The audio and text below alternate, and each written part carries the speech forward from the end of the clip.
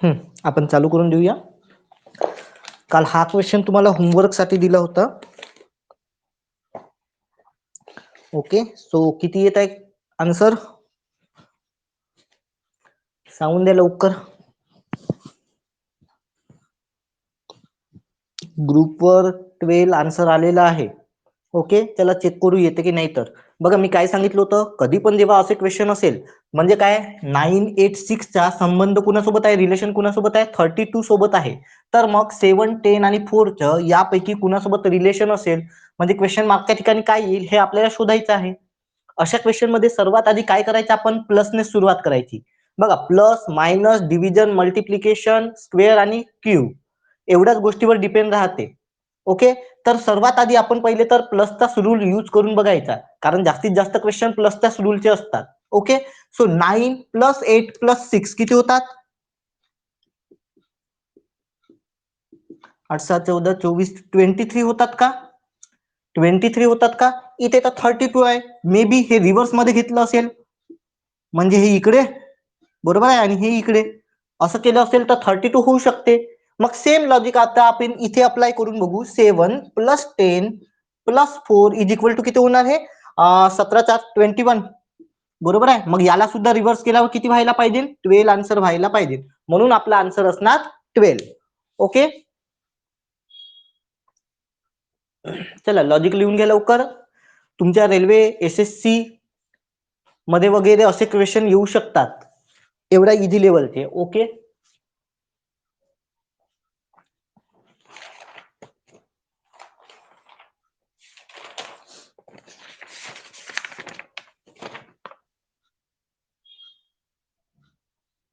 हा त्याच्यानंतर काल आपले किती क्वेश्चन झाले होते, कोण सांगेल मला.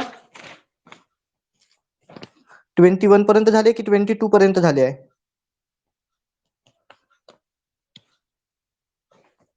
22 पासून चालू करायचं आहे ना,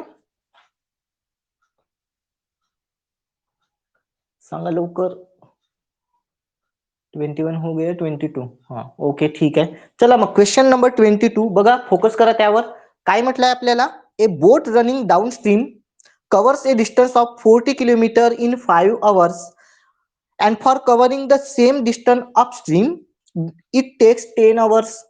what is the speed of the stream. स्ट्रीमची स्पीड किती आहे ते आपल्याला फाइंड करायचे आहे. तर पहिले तर डाऊनस्ट्रीमची स्पीड किती होणार आणि अपस्ट्रीमची स्पीड किती होणार ते फाइंड करा. किती येत आहे डाऊनस्ट्रीम स्पीड आणि अपस्ट्रीम स्पीड,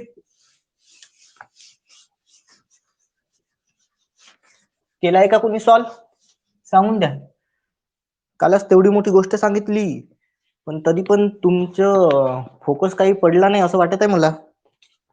किती व्हायला पाहिजे, आपला फॉर्म्युला काय आहे, speed is equal to distance upon time असते. डिस्टन्स कितीचा आहे, 40 किलोमीटरचा आहे. ओके, हे इथे आपण डाऊनस्ट्रीम स्पीड करू, डाऊनस्ट्रीम स्पीड. ठीक आहे, तर डिस्टन्स किती आहे, 40 आहे, 5 तास लागते म्हणते, म्हणजे स्पीड किती होणार, 8 किलोमीटर पर आवर व्हायला पाहिजे, बरोबर का. ओके, मग सेम अपस्ट्रीम साठी सुद्धा सेम डिस्टन्स आहे म्हणते. ओके, अपस्ट्रीम साठी सुद्धा सेम डिस्टन्स आहे म्हणते. तर इथे मी घेतो UP is equal to speed, त्याची किती व्हायला पाहिजे, तर स्पीडचा same formula distance upon time. Distance आपला 40च आहे, पण टाइम किती लागत आहे, 10 तास लागत आहे. तर अपस्ट्रीमची स्पीड किती होणार, 4 किलोमीटर पर आवर. ओके, रुचिता आपण डाऊनस्ट्रीम स्पीड घेत आहोत की अपस्ट्रीम स्पीड घेत आहोत त्याला महत्व आहे. ठीक आहे. सो आता तुम्ही विचार करा, आपल्याला काय विचारलं आहे, what is the speed of stream. आता बघा, आपल्याला स्पीड ऑफ स्ट्रीम विचारली आहे, तर म्हणजे y ची व्हॅल्यू काढायची आहे का मला, y ची व्हॅल्यू काढायची आहे. तर y ची व्हॅल्यू साठी काय होणार, downstream speed minus upstream speed divided by 2. Downstream speed किती आहे 8, अपस्ट्रीम आहे 4 डिवायडेड बाय, जर का 2 करतो म्हटलं तर 12 ला 2 ने डिवाइड होणार, सॉरी मायनस वाय, सॉरी तर 8 मधून 4 गेले तर 4 येणार, आणि 4 ला जेव्हा 2 ने डिवाइड करू 2 किलोमीटर पर आवर तुमचा आन्सर यायला पाहिजे. ठीक आहे, चला लिहून घ्या लवकर. आणि आज आपल्याला हे पूर्ण 50 पर्यंतचे क्वेश्चन कव्हर करायचे आहे. थोडासा जास्तीचा टाइम घेऊ, कारण उद्याला आपल्या क्लासला सुट्टी राहणार आहे. ठीक आहे, उद्या माझा पेपर आहे, तर उद्याला मी राहणार नागपूरला, तर उद्या क्लास होणार नाही. आणि आपण परवापासून डायरेक्टली रिजनिंगच्या नवीन चॅप्टर इनइक्वॅलिटी चालू करणार आहोत आणि खूप इम्पॉर्टंट चॅप्टर आहे. ठीक आहे, सर्वच एक्झाम मध्ये त्याच्यावर क्वेश्चन असतात. बँकिंग मध्ये 5-5 मार्क्ससाठी त्याच्यावर क्वेश्चन असतात. ठीक आहे, सो इम्पॉर्टंट चॅप्टर आहे, तर तो आपण 21 पासून चालू करू. ओके, सो आज पूर्णच्या पूर्ण आपल्याला कव्हर करायचे आहे क्वेश्चन. क्वेश्चन नंबर कोणता आहे? 23. क्वेश्चन नंबर 23 पण एकदम चिल्लर दिसत आहे. बघा इथे काय म्हटलं आहे, ए मॅन टेक्स थ्राइस म्हटलं आहे as long to row a distance against the stream as to row the same distance in favour of the stream. Okay, पहिले तर तुम्हाला याचा लॉजिक लावावं लागेल, म्हणजे म्हटलं काय आहे म्हणून. The ratio of the speed of the boat and the stream is, आपल्याला रेशो फाईंड करायचा आहे. कुणाचा? बोटचा आणि स्ट्रीमचा. कुणाचा? बोटचा आणि स्ट्रीमचा रेशो फाईंड करायचा आहे. मग काय करायचं, पहिले तर टाइमचा रेशो किती होणार, कोण सांगेल मला टाइमचा रेशो किती व्हायला पाहिजे इथे. A man takes thrice as long to row against the stream. Against the stream ला जायला तिप्पट टाइम लागते म्हणते, म्हणजे ट्रिपल टाइम लागते म्हणते. कशाच्या? डाऊन स्ट्रीमला जायला जेवढा टाइम लागते त्याच्या. ओके, म्हणजे डाऊन स्ट्रीमला जायला जर का 1 तास लागत असेल तर अपस्ट्रीमला जायला किती तास लागणार, त्याचा ट्रिपल म्हणजे 3 आवर. तर मग टाइमचा रेशो किती होणार, टाइमचा रेशो किती व्हायला पाहिजे, कोण सांगेल? चला लवकर तुम्ही पण आन्सर देत चला. मी इथे लिहितो डाऊनस्ट्रीम स्पीड, इथे लिहितो अपस्ट्रीम स्पीड, ही माझा टाइमचा रेशो. तर टाइमचा रेशो किती होणार, जर का डाऊनस्ट्रीम स्पीडला 1 तास लागत असेल तर त्याचा ट्रिपल टाइम अपस्ट्रीमला जायला लागते. बरोबर आहे. जर का डाऊनस्ट्रीमला जायला मला 1 तास लागत असेल तर अपस्ट्रीमला जायला मला 3 तास लागेल की नाही. ओके, आणि मग त्याच्या रिव्हर्स मध्ये काय असते, तर आपल्या स्पीडचा रेशो असते. स्पीड इज इक्वल टू किती होणार, मग सांगून द्या लवकर तुमचे पण आन्सर येऊ देत जला. होणार का? स्पीडचा रेशो किती होणार, मी तिकडे लिहितो, तुम्ही इथे पण टाईप करत चला, म्हणजे मला पण कळेल ना तुम्हाला किती समजत आहे, तुम्ही किती करत आहात म्हणून. ओके, चला आपल्याला स्पीडचा सुद्धा रेशो मिळाला. आता बघा, आता आपल्याला काय करायचं आहे, आपल्याला एक्स आणि वायचा रेशो काढायचा आहे. एक्स वाय म्हणजे बोटची स्पीड आणि करंटच्या स्पीडचा. तर बघा, याला आपण असं म्हणू शकतो ना, downstream speed upon upstream speed is equal to 3:1. बरोबर आहे. डाऊनस्ट्रीम स्पीडला आपण एक्स प्लस वाय म्हणतो, अपस्ट्रीम स्पीडला आपण एक्स मायनस वाय म्हणतो, आणि हे याचा रेशो आहे 3:1. आता तर क्रॉस मल्टिप्लाय करायचं आहे, म्हणजे तुम्ही तुमच्या इझिली रेशो काढू शकता. चला तुम्ही तिकडे लिहून घ्या बुक मध्ये, मी इथे लिहितो. ठीक आहे, किती होणार आहे, 2x plus 2y is equal to 3x minus 3y. हे 2x तिकडे जाऊन मायनसच होणार आहे, म्हणजे हे 1x होणार इज इक्वल टू, हे तिकडे जाऊन प्लस झाले किंवा हे इकडे येऊन प्लस झाले होणार, मायनस प्लस करतो म्हटलं तरी हे होणार 5y. काही गडबड झाली का माझी? 2x 1x आणि हे 2 आणि 3. सॉरी, मी इथे 1 घ्यायचं तर 2 घेतले. हा ओके, 1x 1y आणि इकडे 3x 3y. ओके, तर हे 1x गेले तर इथे येणार 2 आणि हे इथून 3 आणि 1 4. ओके, बरोबर आहे. तर मग x आणि y मी हे इकडे लिहितो. x इज टू y किती व्हायला पाहिजे, 4 इज टू 2 होणार, म्हणजे 2 इज टू 1 आपला फायनल रेशो येणार. ओके, काही डाऊट आहे कुणाला? ओके, चला रेशो घेताना काही डाऊट आहे का? हे बघा, 2x is equal to 4y म्हटलं तर हे 2 तिकडे जाणार y ला आणि 4x ला येऊन जाणार. तर हे बघा, मी x साठी 4 घेतले, y साठी 2 घेतले, आणि फायनल रेशो 2 ने पुन्हा डिवाइड होते, म्हणून 2 इज टू 1. ओके, चला लिहून घ्या लवकर.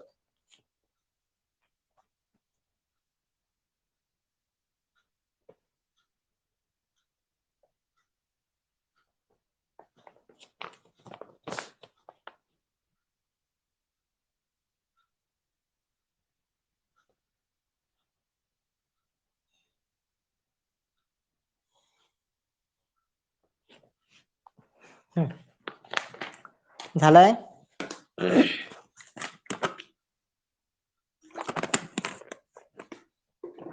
चला 24, क्वेश्चन नंबर 24 काय म्हटलं आहे, a boat travel downstream for 14 kilometre and upstream for 9 kilometre. Downstream speed किती, डाऊनस्ट्रीमला किती किलोमीटर जात आहे, 14 किलोमीटर, आणि अपस्ट्रीमला जात आहे 9 kilometre. If the boat took total of 5 hours for its journey, what is the speed of the river flow if the speed of the boat in still water is 5 kilometer per hour? आपल्याला काय काढायचं आहे? Speed of current काढायचं आहे. Distance दिलेलं आहे, distance दिलेला आहे आणि आपल्याला बोटची स्पीड सुद्धा दिलेली आहे, बोटची स्पीड सुद्धा दिलेली आहे. तर मग कसं काढायचं, कसं काढता येईल? हे रब करतो मी, झालं असेल लिहून. बघा याची एक मोठी पण मेथड आहे, म्हणजे ओरिजिनल जी म्हणतो आपण ट्रेडिशनल मेथड. पहिले मी त्याने तुम्हाला एक वेळ दाखवतो, पण आपण ते पूर्ण सॉल्व्ह वगैरे करत नाही बसू. मी तुम्हाला फक्त एक डेमो म्हणून सांगतो की तुम्हाला यानुसार करावं लागेल, पण ते खूप लेंदी पडेल. त्याच्यापेक्षा मग काय करायचं ते मी सांगणार. ओके, आता बघा इथे काय म्हटलंय आपल्याला, काय होणार, 14 किलोमीटर डाऊनस्ट्रीम आहे, बरोबर आहे. आणि आपण इथे डाऊनस्ट्रीम घेत असतो, टोटल किती 5 तास लागत आहे ना. हा, आणि प्लस इथे मी 9 किलोमीटर अपस्ट्रीम जात आहे, तर इथे घेतो मी अपस्ट्रीमची speed is equal to 5 hour, बरोबर आहे. हे आपल्याला काढायचं आहे, बरोबर आहे ना, हेच आपल्याला काढायचं आहे. मग यालाच आपण असं पण म्हणू शकतो ना, 14 म्हणजेच x plus y, downstream speed म्हणजे एक्स प्लस वाय, बरोबर आहे. आणि इकडे काय होणार, 9 अपॉन अपस्ट्रीम म्हणजे x minus y is equal to 5 hour, बरोबर आहे का हे. आता आता तुम्हाला एक्स ची व्हॅल्यू ऑलरेडी दिलेली आहे, एक्स ची व्हॅल्यू ऑलरेडी तुम्हाला दिलेली आहे. बघा विचार करा, मग काय होणार, 14 5 plus y plus 9 5 minus y is equal to 5 आवर.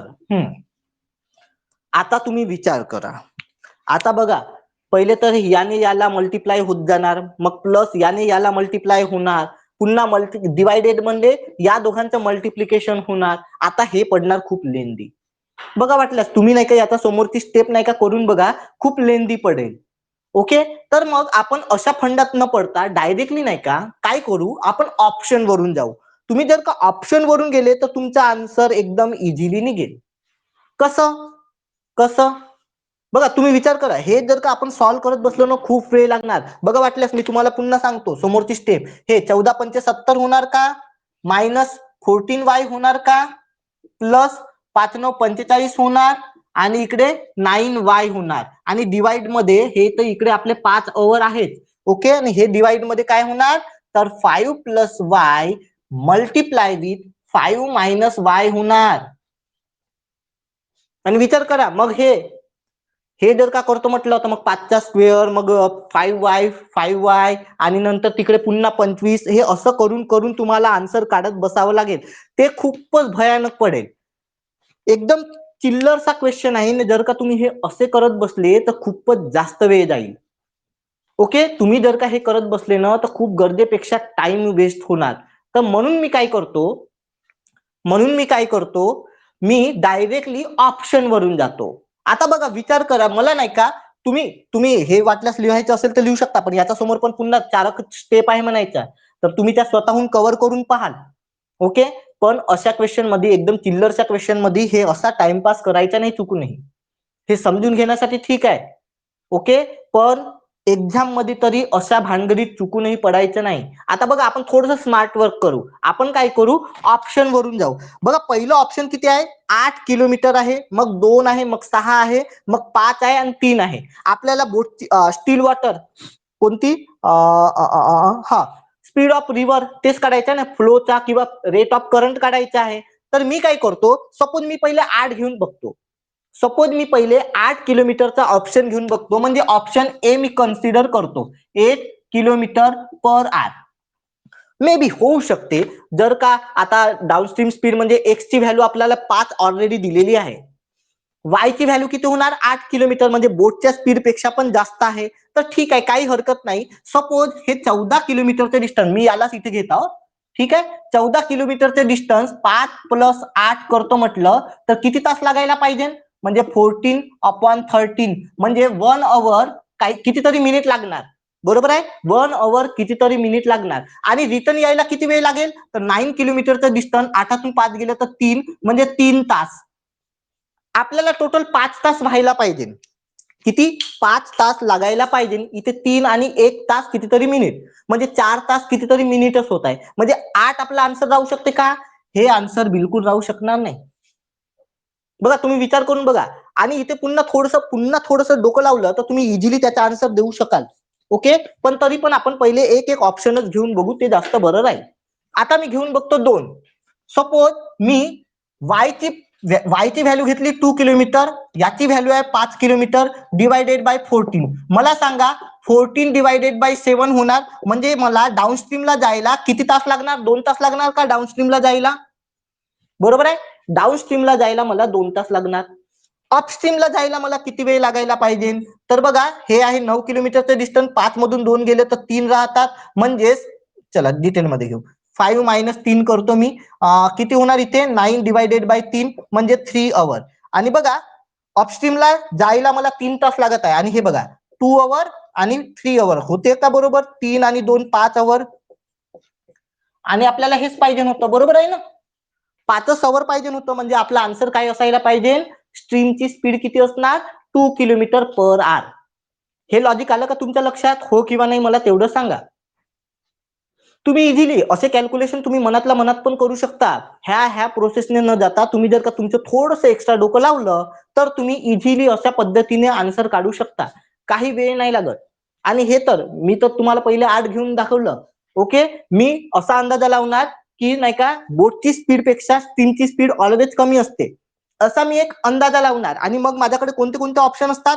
2 आणि 3 किलोमीटर. म्हणजे मी डायरेक्टली फक्त 2 किलोमीटर आणि 3 किलोमीटरचीच व्हॅल्यू घेऊन आन्सर काढू शकणार. म्हणजे 8 किलोमीटर, 5 किलोमीटर, 6 किलोमीटर घेणारच नाही. म्हणजे 3 ऑप्शन तर डायरेक्टली कटच झाले ना, 2च उरले. मग 2 पैकी कोणतं नाही कोणतं असणारच, नाही का? हे लॉजिक घेता आले का तुम्हाला? 5 मायनस 2 करा ना तुम्ही, 3 केलं. हा, तर मी इथे तर बरोबर लिहिलं ना, हे घ्या. ठीक आहे. पुन्हा सांगू?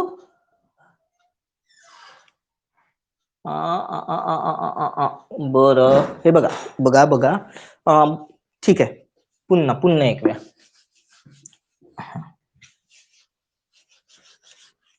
बघा, जर का मी तुम्हाला काय म्हटलं, जर का तुम्ही बेसिक फॉर्म्युलाने जात असाल म्हणजे ट्रेडिशनल मेथडने, तर तुम्हाला हे असं डिटेल करत जावं लागेल. ओके, आता एवढ्याशा गोष्टीसाठी, एका मार्कसाठी हे एवढी मोठी झंझट करायला परवडणार नाही. कारण बघा याचं सुद्धा आन्सर खूप मोठं येणार आहे. ओके, आणि पुन्हा 3-4 स्टेप खाली वाढणार आहे. तर आपल्याला या फंदात पडायचं नाही, आपण थोडंसं स्मार्ट वर्क करू. आता तुम्ही विचार करा, डाऊनस्ट्रीम 14 किलोमीटर आहे आणि अपस्ट्रीम 9 किलोमीटर आहे. बरोबर आहे, म्हणजे डाऊनस्ट्रीमला जायला कितीतरी तास लागणार आणि अपस्ट्रीमला जायला कितीतरी तास लागणार, आणि दोघंही मिळून 5 तास लागेल टोटल. बरोबर आहे, डाऊनस्ट्रीमला जायला कितीतरी तास, अपस्ट्रीमला जायला कितीतरी तास, दोघांची प्लस झाली पाहिजे 5 आवर. ओके, तर मी काय करतो, मी एक पहिले अंदाजा लावला डोक्यात. मी काय करतो, हे एवढं मोठं सॉल्व्ह करत बसणार, हे थोडंसं झंझटीचं काम आहे. म्हणून मी काय करतो, ऑप्शन वरून जातो. मी काय करतो, पहिलं ऑप्शन चूज केलं. पहिलं ऑप्शन किती आहे? 8 किलोमीटर पर आवर, म्हणजे वायची व्हॅल्यू आहे किती? 8 किलोमीटर पर आवर. तर बघा डाऊनस्ट्रीम स्पीड किती होणार? 8 प्लस 5 म्हणजे 13 किलोमीटर पर आवर होणार डाऊनस्ट्रीमची स्पीड. ओके, मग विचार करा, 14 किलोमीटरचं डिस्टन्स कव्हर करायला आपण हे घेत असतो ना, टाइम इज इक्वल टू काय असते? डिस्टन्स अपॉन स्पीड असते. बरोबर आहे, तर डिस्टन्स किती आहे? 14 किलोमीटर आहे. आणि आपण डाऊनस्ट्रीमची स्पीड किती काढली? 13 किलोमीटर काढली.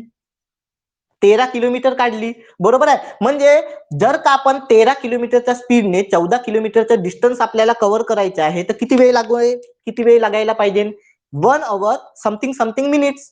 बरोबर आहे ना, 1 तास कितीतरी मिनिट लागेल. ओके, आणि रिटर्न यायला जर करतो म्हटलं मी, तर बघा पुन्हा same time is equal to distance upon speed. तर इथे किती? 9 किलोमीटरचं डिस्टन्स आहे. हे बघा, अपस्ट्रीमला जायला 9 किलोमीटरचं डिस्टन्स आहे ना, आणि अपस्ट्रीमची स्पीड किती होणार? 5 मायनस 8 होणार, म्हणजे इथे येणार 3. बरोबर आहे, म्हणजे हे होणार 3 आवर. आणि वरचे झाले 1 आवर समथिंग समथिंग. म्हणजे बघा, जर का मी 3 ची आणि या 1 पॉईंट समथिंग समथिंग ची प्लस करतो म्हटलं, तर 5 येते का? आपल्याला टोटल 5 तास पाहिजे पूर्ण कंप्लीट, पण नाही होत. म्हणजे हे तर पहिलं ऑप्शन तर राहू शकत नाही. म्हणजे हे जे 8 किलोमीटर पर आवर आहे, हे तर आन्सर राहू शकत नाही. ओके, आता यातही तुम्हाला पुन्हा स्मार्ट वर्क करायचं असेल तर एक गोष्ट लक्षात ठेवायची, बोटची स्पीड करंटच्या स्पीड पेक्षा 99% क्वेश्चन मध्ये जास्तच असते. किती? 99.99 कन्सिडर करा वाटल्यास तुम्ही. बोटची स्पीड करंटच्या स्पीड पेक्षा 99.99 क्वेश्चन मध्ये जास्तच असते. ठीक आहे, म्हणजे करंटची स्पीड कमी राहणार कुणापेक्षा? एक्स पेक्षा वायची रेट जो आहे ना तो कमी राहणार. ओके, जर का हे 5 असेल ना तर वायची प्राइस किंवा व्हॅल्यू जे आहे ते 5 पेक्षा कमीच असायला पाहिजे. आता तुम्ही ऑप्शन चेक करा, 5 पेक्षा कमी असणार आहे. 5 पण नाही चालणार, 5 पेक्षा कमीच असणार आहे. 2 दिसत आहे आणि लास्टला 3 दिसत आहे. बरोबर आहे, तर मी काय करतो, 2 किलोमीटर ती करंटची रेट आहे बा असं कन्सिडर करतो. किती? 2 किलोमीटर पर आवर. हे काय आहे माझं? वायची रेट आहे म्हणायचं. वायचा रेट म्हणजे वाय कितीच्या स्पीडने जाते? तर 2 किलोमीटर पर आवरच्या स्पीडने जाते म्हणायचा. आता तुम्ही विचार करा, आपण 14 किलोमीटरचा डिस्टन्स मला कव्हर करायचा आहे. किती? 14 किलोमीटरचा डिस्टन्स. हाच formula, time is equal to distance upon speed. Time is equal to distance upon speed. Distance upon speed. Time is equal to distance upon speed. या फॉर्म्युला यूज करू आपण. 14 किलोमीटर डिस्टन्स आहे. Speed किती होणार डाऊनस्ट्रीमची? Speed किती होणार? हे 5 आणि हे 2 होणार का 7? हे 5, बोटची स्पीड आहे 5 आणि स्ट्रीमची स्पीड आहे 2 म्हणजे होणार 7. म्हणजे इथे मला डाऊनस्ट्रीमला जायला 2 तास लागणार आहे. बरोबर आहे, 2 आवर लागणार आहे. आणि अपस्ट्रीमला जायला मला किती तास लागेल? तरी ते डिस्टन्स 9 किलोमीटरचं आहे अपस्ट्रीमला जायचं. ओके, आणि किती स्पीड किती होणार? हे 5 आहे, -2 करू आपण म्हणजे 3 येणार, म्हणजे 3 आवर होऊन जाणार. बरोबर आहे. आणि हे बघा, 2 आणि 3 किती होते? बरोबर 5 होते का? होते ना, म्हणजे झाला क्वेश्चन सॉल्व. म्हणजे खास करून मेन्स मध्ये जर का तुम्ही असाल, आणि मेन्स मध्ये कसं आहे, लेंदी असतात क्वेश्चन, तर जर का क्वेश्चन लेंदी आला तर तुम्ही ऑप्शन वरून गेले तर खूप बरं, कारण ऑप्शन मध्ये तुमचं 20-30 सेकंड मध्ये आन्सर निघूनही जाईल. पण जर का तुम्ही ट्रेडिशनल मेथडने गेले मेन्स मध्ये तर तुमचं 2 न 3 मिनिट गेलेच म्हणून समजा. ओके, तर तिथे तुम्ही असा ट्रिक यूज करू शकता. आलं काही लक्षात? किंवा प्रिलिम्स मध्ये पण जर का तुमच्याकडे टाइम असेल, म्हणजे तसंही बी हे असं सॉल्व्ह करत बसण्यात कितीतरी वेळ जाणार आहे. आणि आपण एक लॉजिक लावलं ना, आपल्याला माहिती आहे बोटची स्पीड ही करंटच्या स्पीड पेक्षा जास्त असते. ओके, तर मग 5 पेक्षा तर कमीच राहायला पाहिजे करंटची स्पीड. तर कोणते कोणते ऑप्शन आहे? 2 आणि 3. तर पहिले 2च घेऊन बघू, निघते का तर आन्सर, नाही का? आणि पहिल्याच आन्सर मध्ये निघालं. तुम्ही 3 घेऊन बघू शकता, 6 पण घेऊन बघू शकता. जसं पहिले मी 8 घेऊन बघितलं, पण 8 ने 5 आन्सर नाही आलं. आता तुम्हाला असं वाटू शकते, जर का आपण ऑप्शन चुकीचं घेतलं आणि मग ते काढण्यात वेळ नाही जाईल का? जाईलही, पण याचा एवढा नाही जाईल. हे लक्षात ठेवा. जर का तुम्ही ऑप्शन वरून जाणार असाल तरी पण तुमचा वेळ जाईल, पण या लेंदी प्रोसेसने जेवढा जाईल ना तेवढा नाही जाईल. म्हणजे तिथे सुद्धा तुम्ही काही ना काही टाइम वाचवाल. आणि पुन्हा थोडंसं स्मार्ट वर्क केलं म्हणजे ते तुमच्या मग प्रॅक्टिसवर डिपेंड आहे. जर का तुमच्या डोक्यात हे लॉजिक फिट असेल की नाही बोटची स्पीड नेहमी जास्त असते करंटच्या स्पीड पेक्षा, तर तुम्ही डायरेक्टली 2 किंवा 3च चूज करणार की नाही? एक एक घेत बसणार का? नाही. हे तर मग तुमच्यावर आहे ना, तुमची प्रॅक्टिस कशी आहे मग त्याच्यावर डिपेंड करते. मी तुम्हाला फक्त एक आयडिया दिली, नाही तर बाकीच्या क्लासेसमध्ये फक्त शिकवतात. हेच तुम्हाला शिकवलं असतं ना, पूर्ण पूर्ण काढत बसा म्हटलं असतं. ओके, पण आपल्याला त्या फंदात पडायचं नाही. आपल्याला स्मार्ट वर्क करायचं आहे, जेणेकरून एक्झाम मध्ये आपला जास्तीत जास्त टाइम वाचेल. ठीक आहे, चला लिहून घ्या. लॉजिकली कसं केलं, तिथे गो विथ ऑप्शन असं करून घ्या. ठीक आहे, गो विथ ऑप्शन म्हणजे फक्त तुम्ही हे एवढी लाईन पुट करा आणि मग डायरेक्टली हे पुट करा, ते जास्त बरं राहील. हा, ट्रेडिशनल मेथड साठी हे तुम्ही लिहून ठेवू शकता. ओके, चला 25 नंबरचा क्वेश्चन एकदम चिल्लर आहे, तो सांगून द्या मला.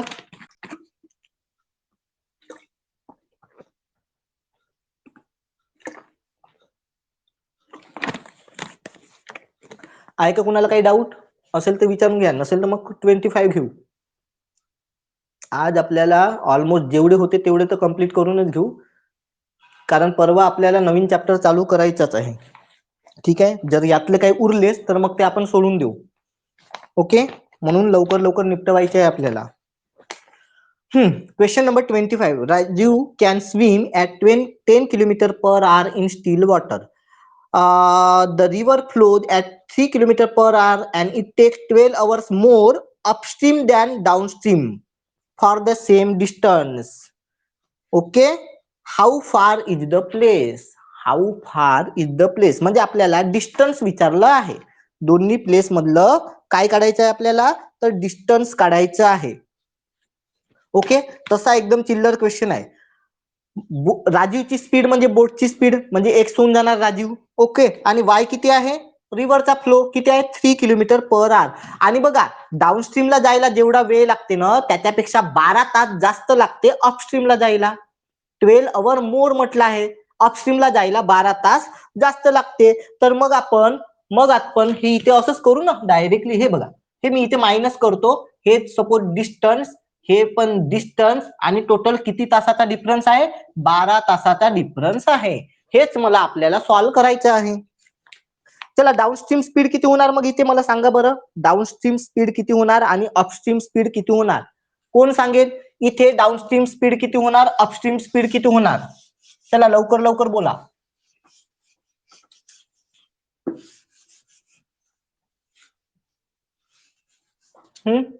आलं नाही अजून. चला, डाऊनस्ट्रीम स्पीड सांगा ना. बोटची, राजीवची स्पीड दिलेली आहे आणि करंटची पण स्पीड दिलेली आहे. तर 10 ने 3 किती होणार, 13 किलोमीटर नाही होणार का. Distance upon 13 minus distance upon upstream किती होणार, 10 मधून आपण ते 3 मायनस करू म्हणजे 7 होऊन जाणार, इज इक्वल टू 12 आवर. बस झालं. हेच तर तुम्हाला सॉल्व्ह करायचं आहे ना आता. चला, एलसीएम घेऊन काढा, नाहीतर मग मी तुम्हाला एक पुन्हा शॉर्ट मेथड सांगितली ते करा. 13/7 बरोबर आहे. चला, एकतर याचा तुम्ही एलसीएम घेऊन काढू शकता, किंवा मग मी तुम्हाला आणखी एक सांगितलं, डायरेक्ट क्रॉस मल्टिप्लिकेशन करून घ्या. हे घ्या 7D, बघा मी काय करत आहोत, मायनस 13D. इकडे काय होणार, 13 डिवाइड मध्ये आपण 13 मल्टिप्लाय विथ 7 करू, म्हणून मी इकडेच लिहून घेतो 13 मल्टिप्लाय विथ 7 मल्टिप्लाय विथ 12. याला पण सोडायचं नाही, त्याला पण घ्यायचं. आणि हे बघा 7 मायनस 13 किती व्हायला पाहिजे, किती होणार, 13 मधून 6D होणार का, 6D इज इक्वल टू 13 7 12. आणि हे बघा 6 2 जा म्हणजे डिस्टन्स इज इक्वल टू किती व्हायला पाहिजे, 13 मल्टिप्लाय विथ 7 मल्टिप्लाय विथ 2. किती होणार, किती होणार, चला सांगा लवकर किती होते, तर लवकर काढून घ्या.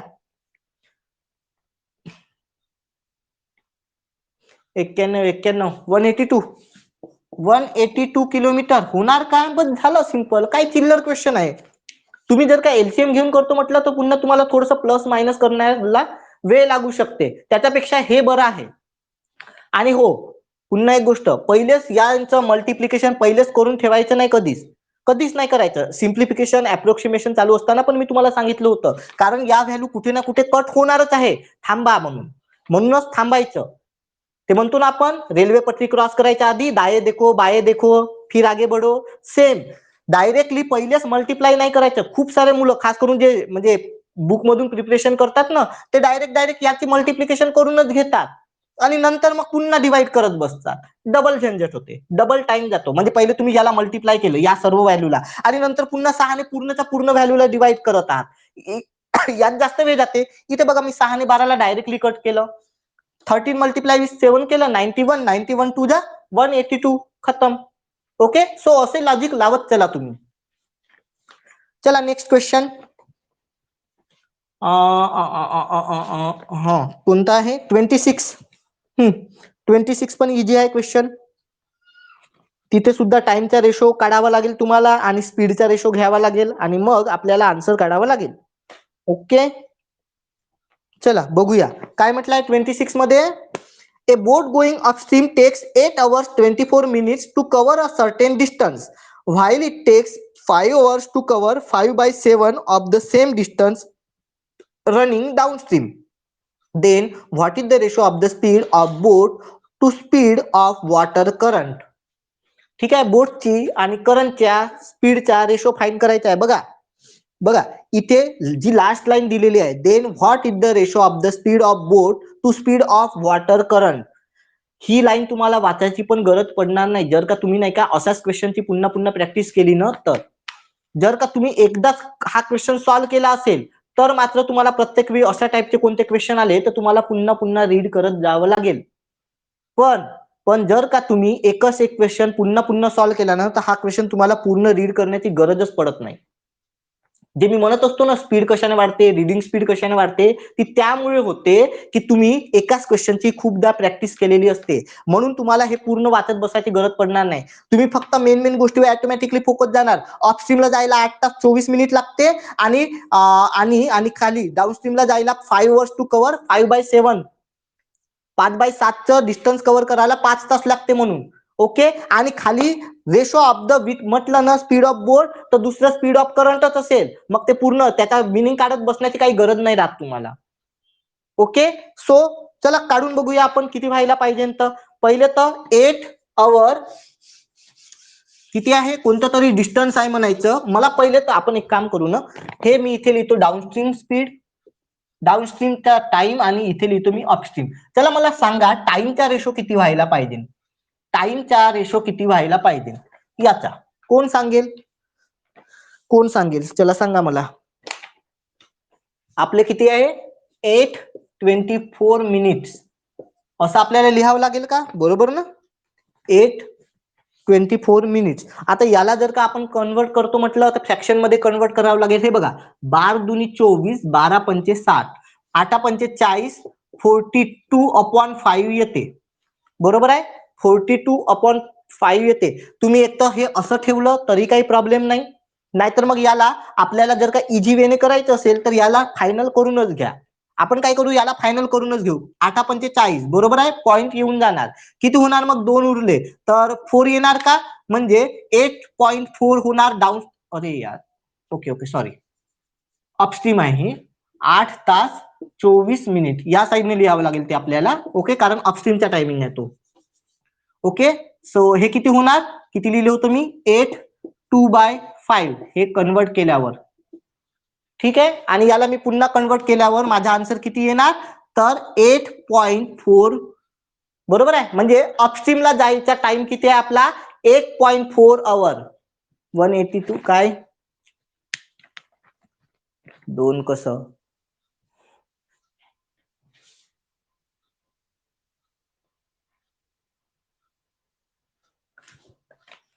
मी इथे कितीने डिवाइड केलं मला ते सांग. मी कोणत्या कॉमन नंबरने डिवाइड केलं 24 आणि 60ला, रुचिता सांग लवकर. चला सांगा लवकर लवकर. 12ने, तर मग 12×2 = 24 होते की 12×3 = 24 होते. 12 मल्टिप्लाय विथ 2 केल्यावर 24 येते की 12 मल्टिप्लाय विथ 3 केल्यावर 24 येते, सांग.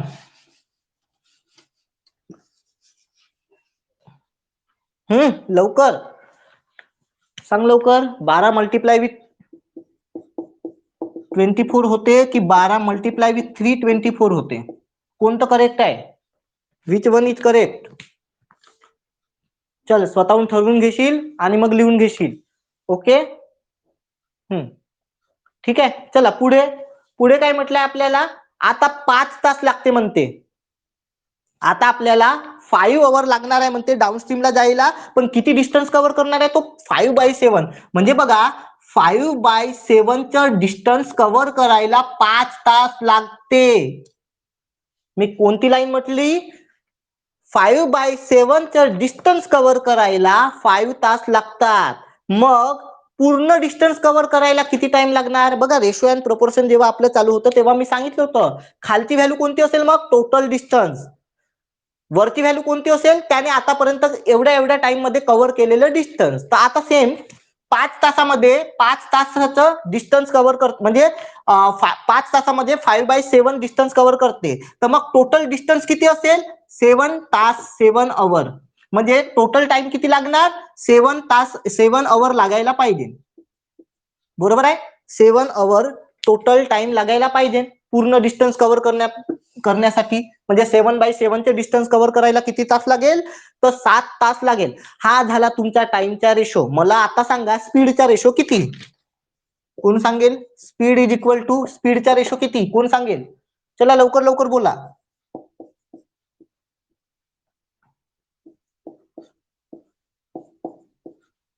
होणार का, होणार ना. जर का टाइमचा रेशो 7 = 8.4 आहे, तर याचा रेशो किती व्हायला पाहिजे आपला 8.4:7. बरोबर आहे. बस मग आता आपल्याला बोटची आणि स्ट्रीमची रेशो काढायची आहे. तर मग आपण काय करत असतो, काय करायला पाहिजे इथे, काय म्हणतो आपण त्याला, x+y डाऊनस्ट्रीम स्पीड इथे आपण घेऊ, असं मी इथे लिहून घेतो कारण जागा कमी आहे. Downstream speed upon upstream speed, यालाच आपण x+y म्हणतो, यालाच आपण x-y म्हणतो अपस्ट्रीमला. रेशो किती आहे 8.4 आणि डिवायडेड बाय 7. चला आता क्रॉस मल्टिप्लाय करून घ्या पटकन आणि सॉल्व्ह करा आणि फायनल आन्सर काढून दाखवा मला किती येते. 11/1 यायला पाहिजे.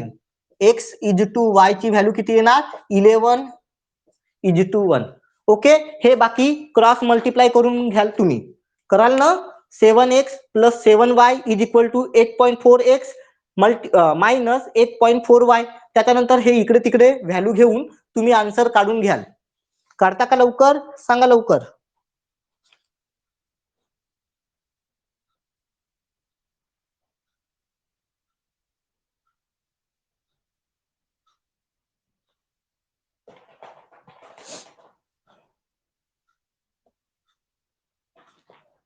किंवा पुन्हा एक लागत मेथड सांगून देतो मी तुम्हाला दुसरी, आता चाली डोक्यात, तुम्ही तसं पण करू शकता. ठीक आहे, पहिले तर हे सॉल्व्ह करून घ्या, मग मी तुम्हाला पुन्हा एक दुसरी थोडीशी मेथड सांगून बघतो.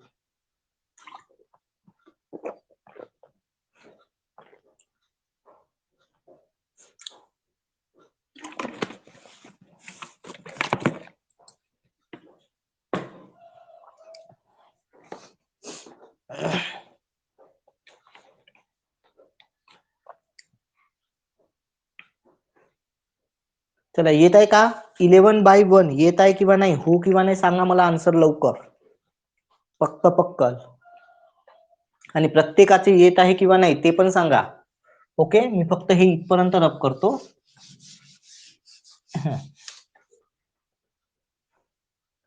आणि स्पीड वाढवा थोडी, कारण आपल्याकडे टाइम कमी आहे.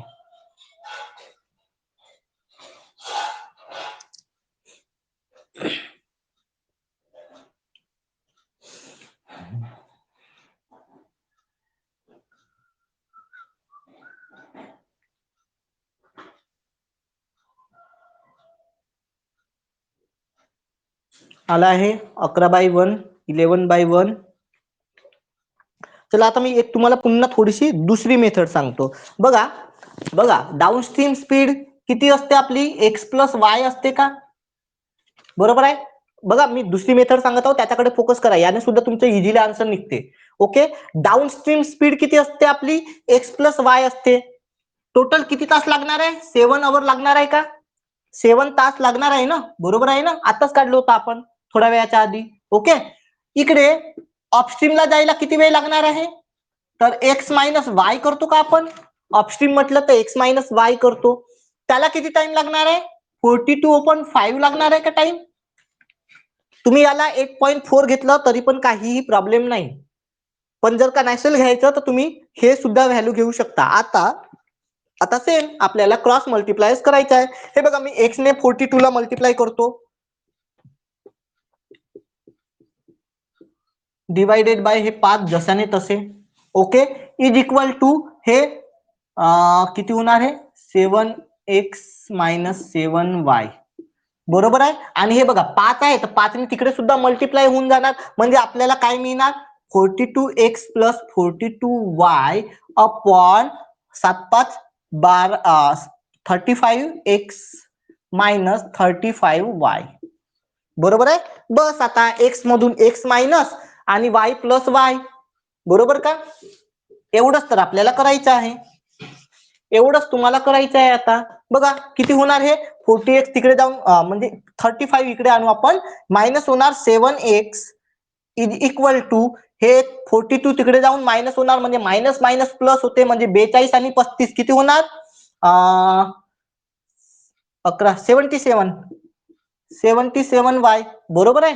मग x इज टू y किती व्हायला पाहिजे, तर 77 इज टू 7 होणार का, म्हणजे फायनल आन्सर माझं 11/1 येणार का. हा ठीक आहे. आता दोन पैकी तुम्हाला ज्या मेथडने जायचं आहे, फर्स्ट स्टेप कुछ नहीं किया काजल, यहाँ पे देखो डाउनस्ट्रीम स्पीड को हम कैसे लिखते हैं, एक्स प्लस वाई लिखते हैं ना। तो मैंने डाउनस्ट्रीम स्पीड अपन उसको टाइम कितना लग रहा था डाउनस्ट्रीम को जाने के लिए, टोटल 7 आवर। ओके, 7 आवर लग रहे थे ना उसको डाउनस्ट्रीम को जाने के लिए। तो मैंने डाउनस्ट्रीम को यहाँ ऐसा लिखा है एक्स प्लस वाई, मीनिंग तो सेम ही है। और यहाँ पे मैंने क्या किया, अपस्ट्रीम, अपस्ट्रीम को जाने का टाइम कितना है अपना 42/5। हमने ये कन्वर्ट किया था ना, देखो downstream time is equal to 5/7 का डिस्टेंस उसने 5 घंटे में कवर किया। ठीक है, 5/7 का डिस्टेंस उसने 5 घंटे में कवर किया। तो ये 5 5 कट हो जाएंगे, उसको टाइम कितना लगा, डाउनस्ट्रीम को टाइम कितना लगा 7 आवर, तो ये मैंने यहाँ पे ले लिया। ओके, और अपस्ट्रीम का टाइम कितना होगा, अपस्ट्रीम का टाइम कितना होगा, upstream time is equal to कितना होगा वो कितना था 8:24 बरोबर ना, बराबर 8/24/60, 8/24/60 या फिर 8 आवर 24 मिनट। तो इसको मैंने कन्वर्ट करके ये निकाला, ये 8×5 = 40, 40 और ये 2 42, 42/5। ठीक है, तो ये वैल्यू मैंने यहाँ पे ले ली। तुम लोग इसको भी कन्वर्ट कर सकते हो, डायरेक्टली भी आंसर आ सकता है। मतलब अगर 1.4 ले लिया तो भी चल जाएगा, कोई प्रॉब्लम नहीं। मतलब ये 5 से फिर से मल्टीप्लाई करने की जरूरत नहीं पड़ेगी तुम लोगों को, उससे भी सेम ही आंसर आएगा। ओके,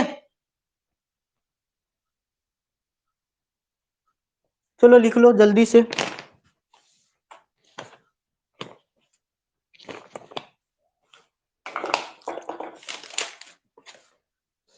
27 एकदम चिल्लर क्वेश्चन आहे, 27चा आन्सर पटकन देऊन द्या। हे लिहून घ्या आणि क्वेश्चन नंबर 27चा आन्सर एकदम लवकर देऊन द्या।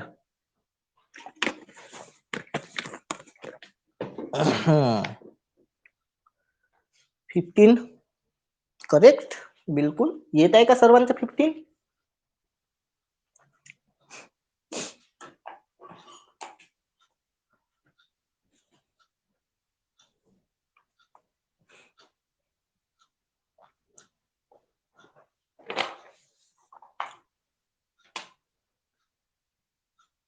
हम्म, 15 ओके। चला मी इथल्या 2 लाईनी रब करतो, 2 लाईन मध्ये आपलं कव्हर होऊन जाईल ते। चला नेक्स्ट क्वेश्चन जो आहे ना की कोणता आहे 27 हा 27 काय म्हटलं आहे, mister Ramesh speed with the current is 20 km/h with the current असं म्हटलं आहे, म्हणजे डाऊनस्ट्रीमची स्पीड असेल काय, ओके, म्हणजे 20 किलोमीटर ही काय आहे डाऊनस्ट्रीमची स्पीड आहे। And the speed of the current is 5 km/h, 5 km/h। आपल्याला काय काढायचं आहे, रमेशची स्पीड काढायची आहे अगेन्स्ट द करंट इज, रमेशची स्पीड कोणती काढायची आहे, रमेशची स्पीड काढायची आहे, पण कोणती काढायची आहे, आता अगेन्स्ट द करंट, रमेशची स्पीड अगेन्स्ट द करंट। बघा जर का तुम्ही 15 दिलं असेल तर आन्सर चुकलं, तुम्हाला अपस्ट्रीम स्पीड काढायची आहे, अपस्ट्रीम स्पीड। बघा इथे क्वेश्चन मध्ये तुम्हाला नेमकं काय विचारलं आहे त्याला सुद्धा महत्व आहे। ठीक आहे, मला माहिती आहे तुम्ही काय केलं, बघा विथ द करंटची स्पीड दिली आहे 20 किलोमीटर, म्हणजे डाऊनस्ट्रीम स्पीड आहे म्हणायची तुमची 20 km/h, बरोबर आहे, हे तुम्ही घेतलं। डाऊनस्ट्रीम स्पीडलाच आपण असं म्हणतो ना एक्स प्लस वाय, तर हे किती आहे 20 आहे, एक्स ची व्हॅल्यू माहिती नाही, वाय ची व्हॅल्यू ऑलरेडी दिलेली आहे, किती आहे 5, बरोबर आहे। हा, तर मग एक्स ची व्हॅल्यू किती होणार, तर 15 km/h होणार। पण क्वेश्चन मध्ये तुम्हाला रमेशची स्पीड विचारली का, तुम्हाला रमेशची स्पीड विचारली का, हे महत्वाचं आहे ना। मग सांगा मला, आता रमेशची स्पीड विचारली असती तर आपण 15 आन्सर दिलं असतं, पण आपल्याला अपस्ट्रीम स्पीड विचारली आहे। बघा क्वेश्चन मध्ये नेमकं काय विचारलं आहे त्यावर फोकस करत चला। इथे तुम्हाला रमेशची स्पीड म्हटलं असतं ना, डायरेक्टली घाईत आपण हेच आन्सर दिलं असतं आणि हे करेक्ट आहे, कधी जर का रमेशची स्पीड विचारली असती तर। पण इथे विचारलं आहे रमेश स्पीड, कुठे गेला question, against the current. Against म्हणजे रमेशची स्पीड अपस्ट्रीमला किती असेल, म्हणजे अपस्ट्रीम स्पीड किती, ओरिजिनल मध्ये तुम्हाला काय काढायचं आहे अपस्ट्रीम स्पीड किती, तर अपस्ट्रीमची स्पीड किती व्हायला पाहिजे, मग काय होणार 15 म्हणजे चला डिटेल मध्ये घेऊ. x - 5 घ्यावं लागेल. हे आहे 15 - 5 म्हणजे 10 किलोमीटर पर आर. 10 आहे का ऑप्शन मध्ये? आहे. म्हणजे ऑप्शन डी असायला पाहिजे तुमचं आन्सर. म्हणूनच म्हणतो ऑब्झर्वेशन बरोबर करत चला. विचारलं काय आहे आणि आपण काय केलं याच्यावर लक्ष ठेवत चला. ओके. सो कोणतं येणार? ऑप्शन डी येणार. Question number 28. Question number 28. Ravi can row 12 km per hour in still water. Then the river is running at 6 km per hour. It takes him 1 hour to row to place and to come back. How far is the place? किती चिल्लरचा question आहे. रवीची speed आहे 12 kilometre per आवर आणि रिव्हरची speed आहे म्हणजे rate of current आहे 6 kilometre per आवर आणि इथून सोबत इथपर्यंत जायला आणि इथून पुन्हा रिटर्न यायला 1 तास लागते म्हणते टोटल. बरोबर आहे. 1 तासात कव्हर करते. तर आपल्याला काय विचारलं आहे? कुठे गेला question? How far is the place म्हणजे डिस्टन्स विचारला आहे. मग डिस्टन्स किती असायला पाहिजे? कोण सांगेल? असे क्वेश्चन तर घेतले आहे आपण. असा क्वेश्चन तर पटकन व्हायला पाहिजे. चिल्लर आहे, एकदमच चिल्लर आहे. त्याला सांगून द्या लवकर.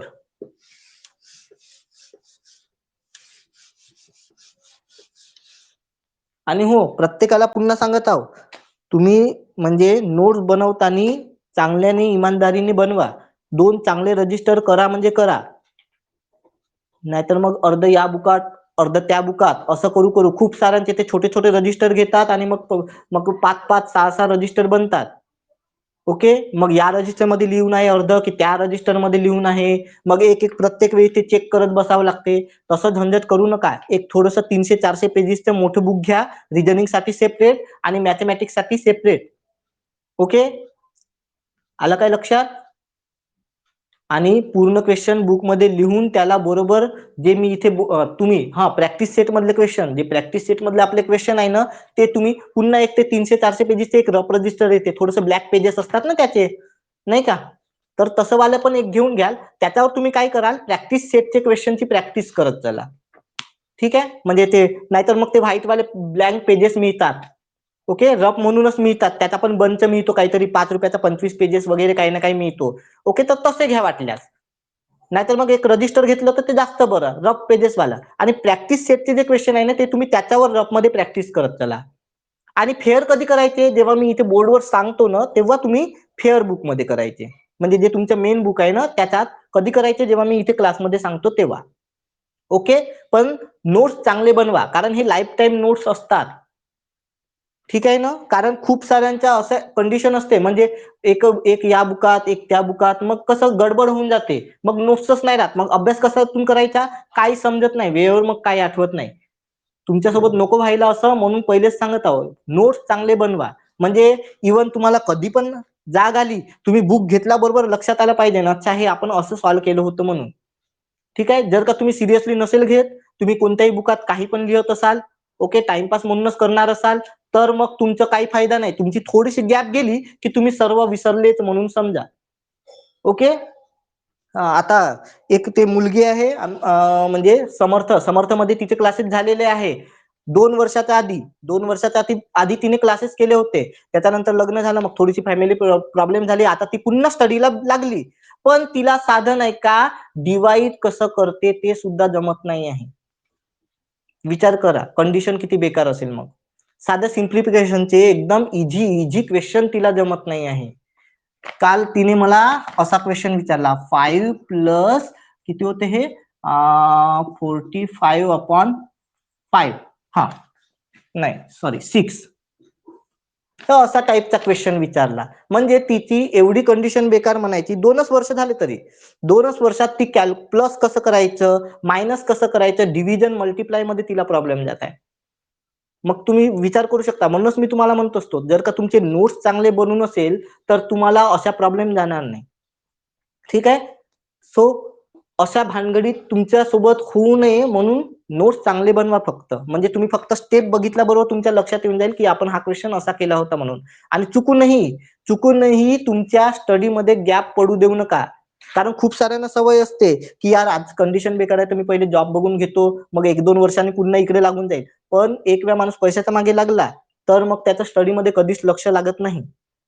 कुणी पण असो, किती पोहोचलेला असेल ना, किती डोकं असेल ना, तरी सुद्धा नाहीच लागत मन.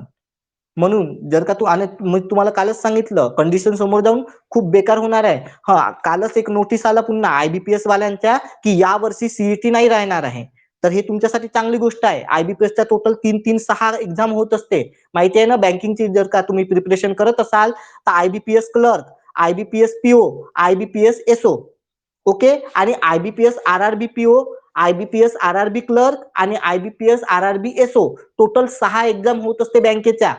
म्हणजे ऑल इंडियामध्ये ज्या कोणत्या बँका आहे ना, एसबीआय आणि आरबीआय सोडून, तर त्या सर्वांची एक्झाम या आयबीपीएस तर्फे होत असते. ओके. आरआरबी म्हणजे काय, रिजनल रुरल बँक, जे गावागावातल्या वगैरे असतात ना, खेड्यापाड्यातल्या ब्रांचेस वगैरे, तर त्याच्या. ओके, तर त्याच्यावर आता तुम्ही फोकस करायचं. त्याच्या नोटिफिकेशन नाही का ऑगस्ट मध्ये येऊन जाते. एक्झाम त्याची सप्टेंबर पासून चालू होते आणि त्यांनी कालच डिक्लेअर केलं आहे, नोटिफिकेशन आली आहे त्याची, की तुम्हाला या वर्षी सीईटी नाही राहणार, पण पुढच्या वर्षी मात्र नक्की राहू शकते आयबीपीएस मध्ये. आणि जर सीईटी आली तर मग मात्र प्रॉब्लेम होणार, मग आपली काहीच गॅरंटी नाही, मग तुम्ही भलेही किती प्रॅक्टिस करा. म्हणून मी म्हणत आहो, तर थोडंसं यावर्षी सिरियस होऊन, म्हणजे कमीत कमी सप्टेंबर पर्यंत तरी तुमची पूर्णच्या पूर्ण स्पीड पासून अॅक्युरेसी पर्यंत सर्वच्या सर्व झालंच पाहिजे. ओके.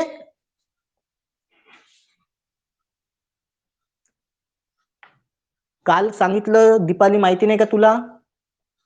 ये सर 10 बजते ही मेरा नेट नहीं चलता, तो अभी क्या घड़ी बंद करके रखते जाओ, सबसे बेस्ट आयडिया.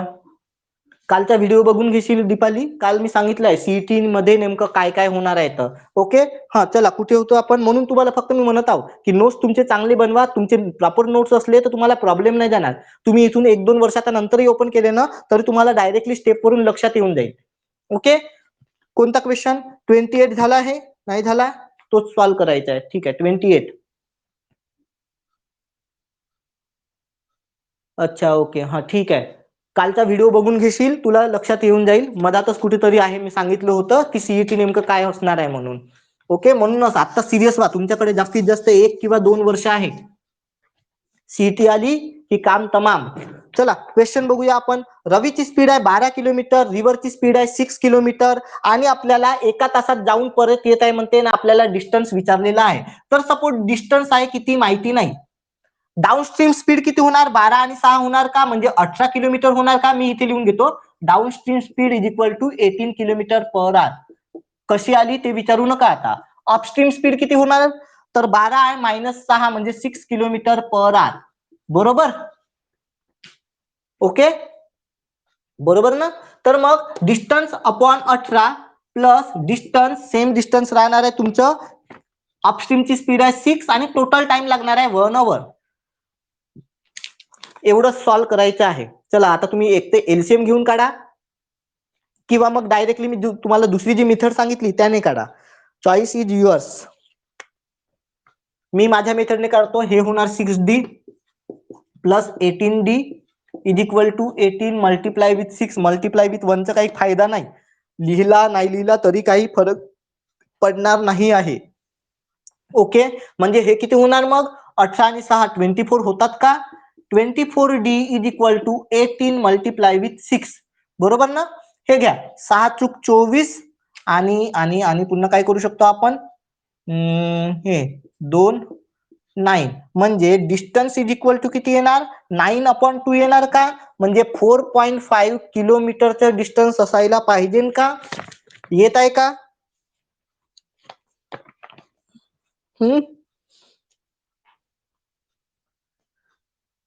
येत आहे का 4.5. कसं केलं, आलं का लक्षात. तुम्ही एकतर 18 आणि 6चा एलसीएम घेऊन सुद्धा काढू शकता, काही प्रॉब्लेम नाही. पण जर का एलसीएम काढला तर थोडासा वेळ जास्त जातो. ओके, त्याच्यापेक्षा ही मेथड बरी आहे.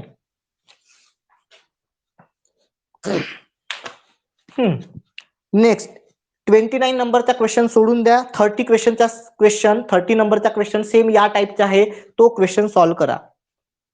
क्वेश्चन नंबर 29 सोडून द्या.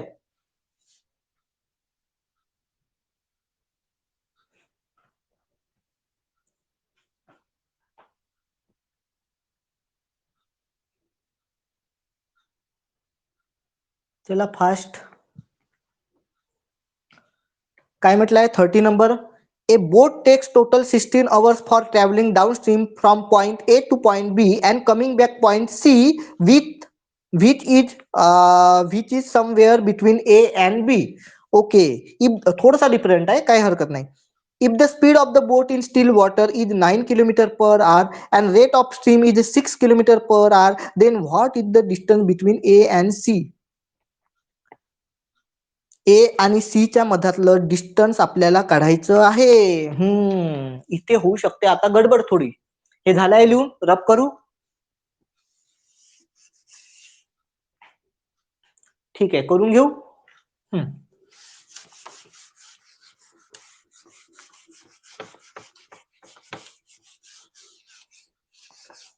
बघा आपल्याला म्हटलं काय आहे. सपोज ही एक प्लेस आहे. ओके, हे बी, हे आहे तुमच्या ए, असंच म्हटलंय ना, ए टू बी, बरोबर आहे. And coming back point C, and coming back point C. आणि हा जो सी आहे ना, हा somewhere between A and B म्हटलं आहे.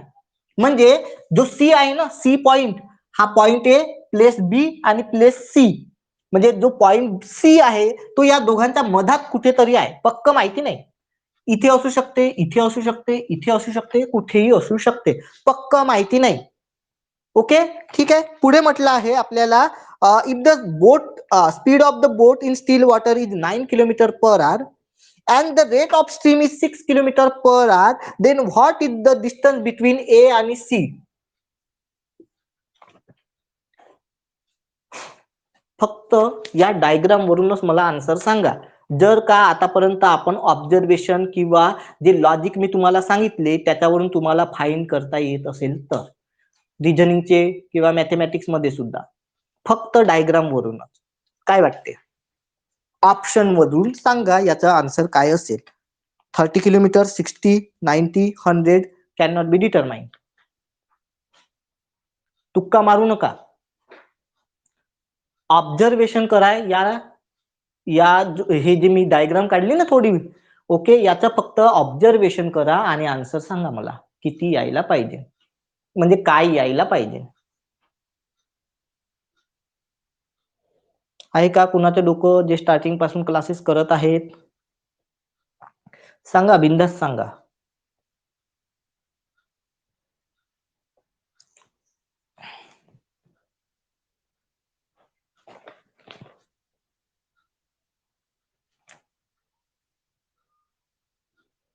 Sixty kilometre, okay.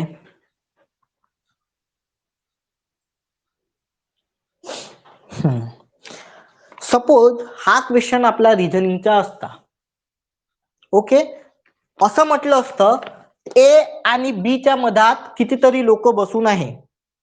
ठीक आहे, किंवा ए पासून हा जो बी आहे ना, ऑर्डर अँड रँकिंगचं थोडस लॉजिक लावून बघू आपण. हा जो ए पासून हा जो बी आहे ना, तो कितीतरी डिस्टन्सवर बसून आहे. ओके, आणि सी मधात कुठेतरी बसून आहे. सी या दोघांच्या मधात कुठेतरी आहे, कुठेतरी, एकदम सेंटर मध्ये नाही. आणि आपल्याला विचारलं सी ची रँक कोणती, फ्रॉम स्टार्टिंग पॉइंट म्हणा किंवा एंडिंग पॉइंट म्हणा, तुमचा आन्सर तेव्हा काय असते? सांगा, तुमचा आन्सर तेव्हा काय असते? सीएनडी असते का? सीएनडी कॅन्डी असते का? बघा एकदम सिंपलचं लॉजिक आहे. तुम्ही म्हणजे जर का तुमची प्रॅक्टिस असेल ना, हा क्वेश्चन कोणी सॉल्व्ह सुद्धा करणार नाही, काही गरजच नाही. कारण तुम्ही जर का सॉल्व्ह करायला गेले ना, आन्सर तसं पण निघणारच नाही. कारण बघा इथे आपल्याला म्हटलं असतं की बी पासून सी एवढ्या एवढ्या डिस्टन्सवर आहे. ओके, तर आपण ए आणि सी चे डिस्टन्स काढू शकलो असतो. पण सी ची पोझिशनच माहिती नाही. इथे आहे, इथे आहे, इथे आहे, नेमकं आहे कुठे, आहे कुठे, मग आपण कसं काढणार कसं? ठीक आहे, डाऊनस्ट्रीमला जायला कितीतरी तास लागले, सपोज डाऊनस्ट्रीमला जायला कितीतरी तास लागले, पण अपस्ट्रीमला यायला म्हणजे इथपर्यंत पोहोचायला पण किती टाइम लागला हे सुद्धा नाही देऊन. कमीत कमी बी आणि सी चं डिस्टन्स तरी दिलं असतं, कमीत कमी बी आणि सी मधलं डिस्टन्स तरी दिलं असतं, तरी आपण अंदाजा लावला असता. पण नाही जमणार आता, कारण सी ची पोझिशनच नाही माहिती. हा इथे, इथे, इथे. समव्हेअर इन बिटवीन ए अँड बी म्हटलंय. समव्हेअरचा मिनिंग काय? कुठेतरी. आता कुठे आपण गेलो का पाहायला? नाही. म्हणून आपला आन्सर असायला पाहिजे सॉल्व न करता CND. असे सुद्धा क्वेश्चन असतात, पण प्रत्येक वेळी हेच नाही राहणार. कधी कधी क्वेश्चन मध्ये असं असणार, हा सी बिलकुल या दोघांच्या एकदम मधात आहे म्हणून, इक्विडिस्टंट आहे म्हणून. इक्विडिस्टन्स म्हणजे दोघांच्या ॲक्युरेट मधात, बरोबर मधात.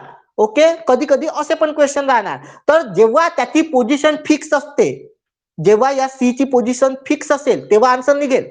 बघा आत्ताच सांगून देत आहो, कारण तसा पण एखादी क्वेश्चन समोर असेलच. ओके, जेव्हा सी हा बिलकुल मधात आहे असं सांगितलं तर आपण आन्सर काढू शकतो.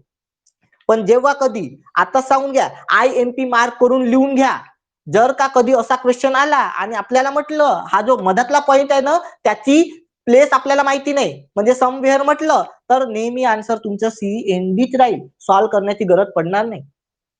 नाहीतर तुम्ही राहणार सॉल्व्ह करत. कोणी कोणी कसं करते सांगून देतो, हे डिस्टन्स अपॉन डाऊनस्ट्रीम स्पीड किती होणार यांची, टोटल 16 तास लागते म्हणते, आणि स्पीड आहे 9 आणि 6 15. ओके, प्लस डिस्टन्स किती आहे माहिती नाही, 9तून 6 गेले 3 किलोमीटर, आणि टोटल तास लागणार आहे 16 आवर. ओके, पण कुठपर्यंत कुठपर्यंत म्हणजे हे इथून इथपर्यंत जायला आणि इथून इथपर्यंत सी पर्यंत यायला टोटल 16 तास लागते असं म्हटलंय. आता खूप सारे जण ज्यांना आयडिया नाही ते हे असं सॉल्व्ह करत बसणार. पण तुम्ही विचार करा, टोटल 16 तास कोणते घेणार? ए पर्यंतचे घेणार, आणि मग डिस्टन्सच चुकून जाणार आपलं. हे कुठून इथून इथपर्यंत आणि इथून मग सी पर्यंत, पण सी कुठे आहे? म्हणजे अपस्ट्रीमला तो किती किलोमीटर चालणार हे माहिती आहे का आपल्याला? अपस्ट्रीमला तो, त्याची स्पीड माहिती आहे ना, अपस्ट्रीमची आहे 3 किलोमीटर, पण तो अपस्ट्रीमला किती किलोमीटर चालणार हे आपल्याला कुठे माहिती आहे? काय इवन आपण या 16 तासातून नाही का तो डाऊनस्ट्रीमला किती किती किलोमीटर गेला, किती किलोमीटर खाली गेला, हेच कुठं फाईन नाही करू शकत, तर मग हिथून कसं फाईन करणार? ओके, तर लक्षात ठेवा, IMP मार्क करून आपण तुम्ही तुमच्या लँग्वेज मध्ये लिहून घ्या. जेव्हा कधी या मधातल्या पॉइंटची पोझिशन फिक्स नसेल, समवेअर वगैरे आलं असेल, तर ऑलवेज तुमचा आन्सर CNDच येणार. हा, पण जर का असं म्हटलं ए आणि बी च्या बिलकुल मधात बसलेला आहे, हा बिलकुल मधात आहे हा सी पॉइंट, तर मात्र आन्सर निघते. ओके, सो लक्षात ठेवायचं. पण आता इथे आपला आन्सर निघू शकत नाही. CND करून घ्या लवकर. ओके,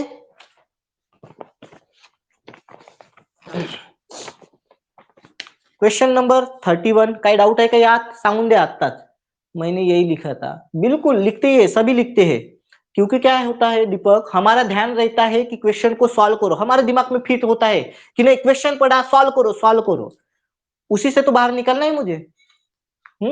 उसी से तुम लोगों को बाहर निकलना है.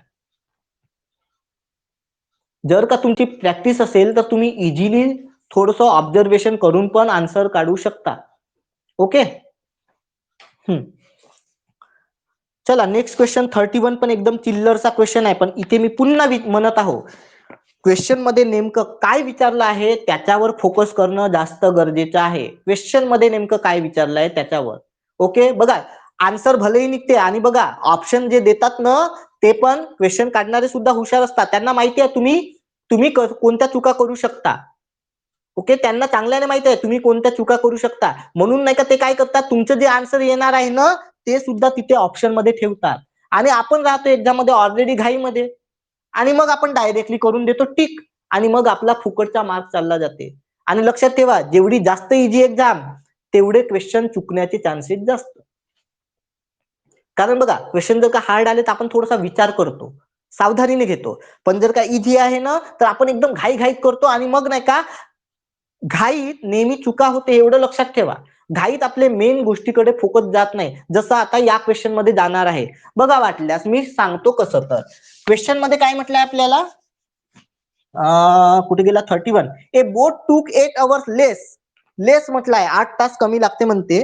Travel a distance downstream than to travel the same distance upstream. ठीक आहे, डाऊनस्ट्रीमला जायला जेवढा टाइम लागते ना, नाही सॉरी, म्हणजे डाऊनस्ट्रीमला जायला जेवढा टाइम लागते त्याच्यापेक्षा 8 तास जास्त लागते म्हणायचे कुठे, अपस्ट्रीमला जायला, किंवा अपस्ट्रीम पेक्षा डाऊनस्ट्रीमला जायला 8 तास जास्त लागतात असं सुद्धा तुम्ही म्हणू शकता, बरोबर. एक सेकंद, पाणी देऊ द्या मला पेनाला.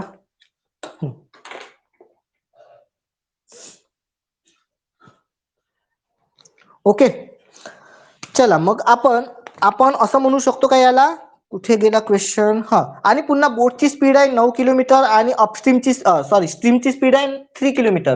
डाऊन स्ट्रीम स्पीड किती, 9 आणि 3 12 किलोमीटर होणार का,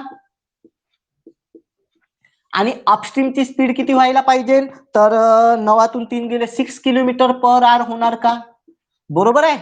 आणि बाकी आता सेमच आहे, डिस्टन्स माहिती नाही, कितीच्या स्पीडने जाईल, डाऊन स्ट्रीमच्या स्पीडने जाईल म्हणजे 12च्या स्पीडने जाईल, आणि 8 तास जास्त लागते म्हणते अपस्ट्रीमला जायला, म्हणजे डिस्टन्स तर सेमच राहणार, पण इथे अपस्ट्रीमची स्पीड आहे 6, ती दोघांचा डिफरन्स 8 अवरचा आहे. हे समजलं का, दोघांचा डिफरन्स 8 अवरचा आहे, म्हणजे अपस्ट्रीमला जायला 8 तास जास्त लागते म्हणते याच्यापेक्षा.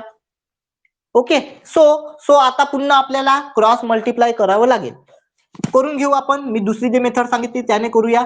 -12d is equal to 12 multiply with 6 multiply with 8. 12 मधून 6 गेले तर 6d राहतात का, इज इक्वल टू 12 6 8. हे 6 6 कॅन्सल, डिस्टन्स आलं 96, आणि मला माहित आहे तुम्ही डायरेक्टली क्लिक करून देणार 96 वर, बरोबर ना रुचिता, बरोबर. आकांक्षाने पण क्लिक केलं, पण क्वेश्चन पुन्हा एक वेळा लास्ट लाईन जे आहे ती वाचा. व्हॉट इज द कुठे गेला, in total how much distance travel by boat. Question मध्ये विचारलं आहे किती किलोमीटरचं डिस्टन्स त्या बोटने कव्हर केलं, किती किलोमीटरचं डिस्टन्स त्या बोटने कव्हर केलं. म्हणजे बघा, ती बोट इथे होती, इथून पहिले इथे गेली, बरोबर आहे, आणि त्याच्यानंतर इथून इकडे पुन्हा याच पॉइंटवर रिटर्न सुद्धा आली. ते जे काही बोट होती म्हणायची ना तुमची, ओके, तर ती बोट इथून पहिले इथपर्यंत गेली, मग इथून इथपर्यंत आली, तर तिने टोटल किती डिस्टन्स कव्हर केलं, ती बोट टोटल किती चालली, असा क्वेश्चन विचारले आहे. डिस्टन्स विचारलेला नाही, आपल्याला असं म्हटलं असतं how far is the place, okay, किंवा what is the distance between two places असं म्हटलं असतं तर 96 आन्सर असतं. पण आपल्याला विचारलं आहे बोट टोटल किती चालली, बोट इथून इथपर्यंत गेली, तर हे आहे 96 चं डिस्टन्स, पण मग इथून पुन्हा इकडे पण आली ना, तर 96 आणि 96 डिस्टन्स प्लस डिस्टन्स करावं लागेल, म्हणजे आपलं फायनल आन्सर काय येणार. पॉइंट समजला का, लक्षात ठेवा, चुका अशा होतात. So total distance cover by boat, total distance cover by boat is equal to 96 multiply with 2 करा किंवा 96 करा, म्हणजे d प्लस डी. ओके, किती होणार, 90 90 192 192 किलोमीटर, बरोबर का, 192 किलोमीटर तुमचा आन्सर असायला पाहिजे. हा, आलं का लक्षात. म्हणूनच मी तुम्हाला म्हणत असतो की ऑब्झर्वेशन मेन आहे. तुमचं ऑब्झर्वेशन जेवढं चांगलं राहील तेवढं बरं, कारण घाईत आपल्या असाच चुका होतात. आणि काही मोठी गोष्ट नाही, 99% मुलांनी डी 96 वरच क्लिक केलं असतं. डिस्टन्स इज इक्वल टू 96% म्हणजे 96 किलोमीटर. नाही, हा तर चिल्लर क्वेश्चन आहे, हा कुठे मेन्सचा लायकीचा आहे, हा प्रिलिमचा लायकीचा आहे.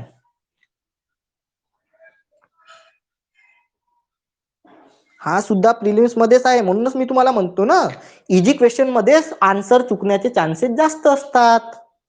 समजलं ना, कारण आपण इझी असल्यावर थोडी घाईच करतो ना, नाही का. सो म्हणूनच मी तुम्हाला म्हणत असतो डोकं फक्त शांत ठेवायचं.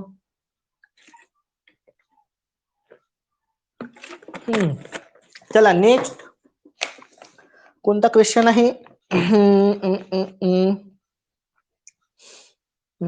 कुठे गेला क्वेश्चन, 32. क्वेश्चन नंबर 32 तो पण इझी दिसत आहे. चला मला आन्सर सांगा त्याचं. A boat running downstream covers 28 kilometers in 7 hours. While for covering the same distance upstream, it takes 4 hours. What is the speed of the boat in still water? काय simple सा question आहे, चला सांगून द्या answer. किती simple सा question आहे. कोण देईल? 5.5 किलोमीटर पर आवर. करेक्ट. येते का? 5.5 किलोमीटर यायला पाहिजे. एकदम चिल्लर क्वेश्चन आहे हा.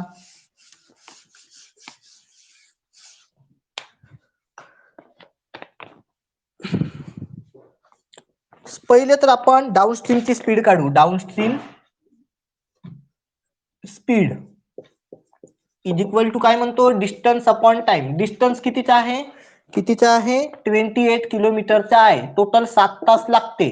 तर 7 चूक 28 4 किलोमीटर पर आवर असेल का स्पीड? बोटची म्हणजे डाऊनस्ट्रीमची स्पीड किती असेल? 4 किलोमीटर पर आवर. ओके. एक मिनिट.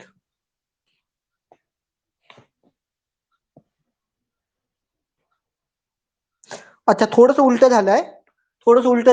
ते बघा, तिथे 28 किलोमीटरचं इन 7 आवर आहे ना, तिथं 4 आवर करा. ओके.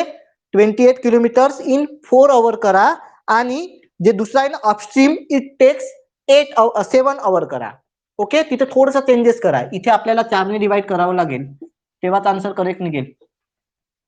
इथे होणार 7 किलोमीटर पर आवर, कारण डाऊनस्ट्रीमची स्पीड जास्त असते. बघा, लक्षात ठेवा, डाऊनस्ट्रीमची स्पीड ऑलवेज जास्त असते, हे लक्षात ठेवा. ओके. आणि अपस्ट्रीमची स्पीड किती असेल? Distance upon time. तर डिस्टन्स तर सेमच आहे ना 28चं, आणि अपस्ट्रीमची स्पीड किती? अरे यार, काय, थांबा एक मिनिट. हा, बरोबर आहे. टाइम किती लागत आहे? तर 7 आवर लागत आहे. तर म्हणजे 4 किलोमीटर पर आवर होणार अपस्ट्रीमची स्पीड. ठीक आहे. अपस्ट्रीमची स्पीड किती होणार? 4 किलोमीटर. यूपी में क्या करना है?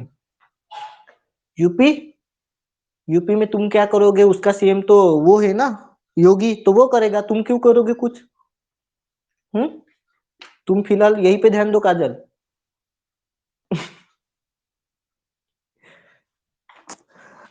वो जो लिखा है ना, अपस्ट्रीम इट टेक्स 7 आवर करो. ठीक है. 4 की जगह 7 करो, और जहां पे 7 लिखा है उसके जगह 4 करो. ओके.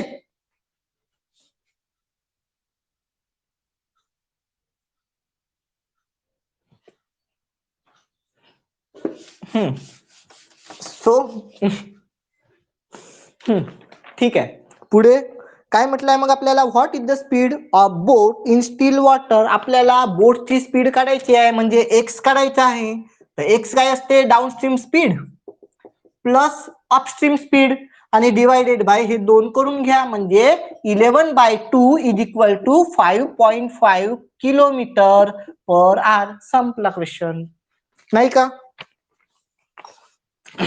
33 पण चिल्लर दिसत आहे. चला, तुम्हाला टाइम आणि स्पीडचाच रेशो फाइंड करायचा आहे लवकर, आणि एक्स आणि वायचा रेशो. काही डिफरन्स देऊ नाही का? बरं, ठीक आहे, चला चेक करू. 33, क्वेश्चन नंबर 33.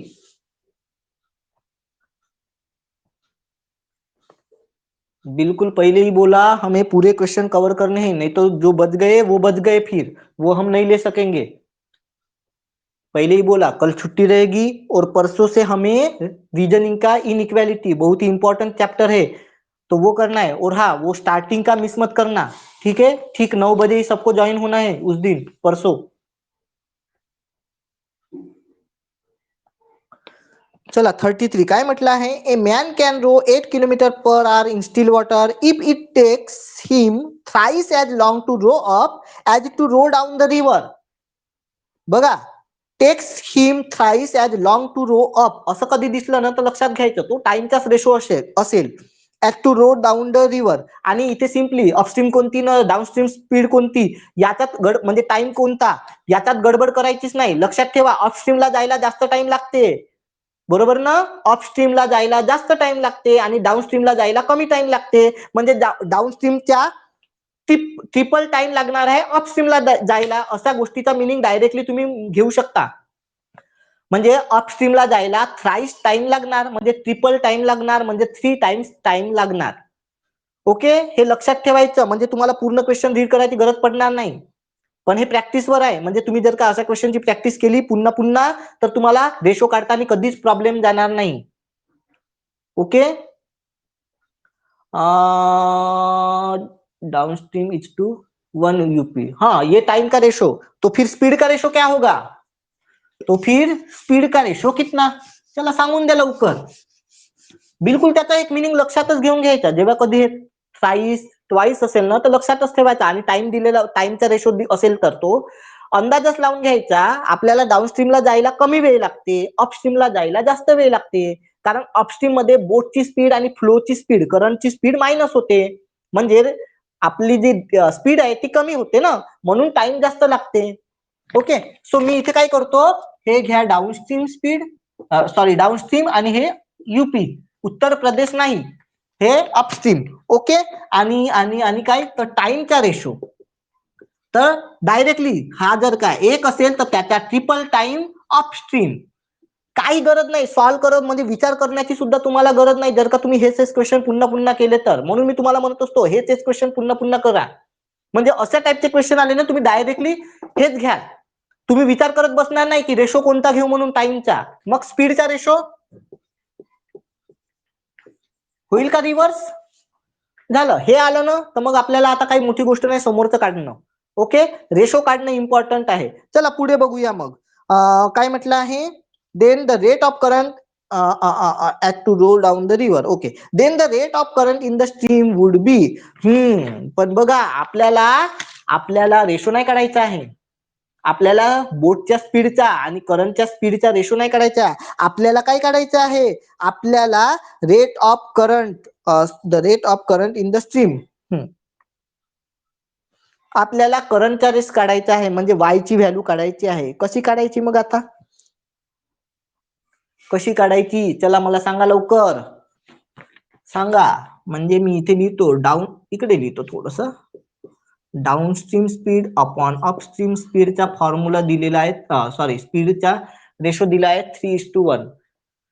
इथेच आपण डाऊनस्ट्रीम स्पीड म्हणजे एक्स प्लस वाय करतो ना, बरोबर ना, आणि अपस्ट्रीम म्हणजे एक्स मायनस वाय करतो, म्हणजे 3:1, बरोबर ना. आणि मला वाटते क्वेश्चन मध्ये या एक्स ची व्हॅल्यू ऑलरेडी दिलेली आहे का, बघा पहिल्या स्लाइड मध्ये 8 km/h दिलेला आहे, म्हणजे मग मी असं नाही म्हणू शकत का एक्स ची व्हॅल्यू आहे 8 प्लस वाय, इकडे होणार 8 minus y is equal to 3:1. चला ratio and proportion cross multiply करून घ्या, फायनल आन्सर सांगून द्या मला किती येते. तर वाय ची व्हॅल्यू किती, आता समोरचं मी नाही करत, तुम्ही करा,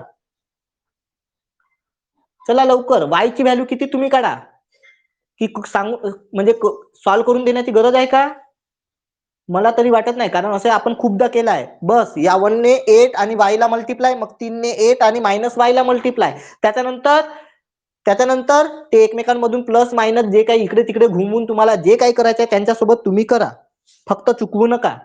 फायनल आन्सर 4 km/h यायला पाहिजे, म्हणजे वाय ची व्हॅल्यू 4 km/h यायला पाहिजे, कारण हे 4 चूक 16 होणार, 3 आणि 1 4 होणार, म्हणजे 4/16 केलं तर 4 km/h येते का, आला आहे. आकांक्षाचा आला आहे. चला बाकीच्यांनी पण करून घ्या लवकर लवकर लवकर लवकर.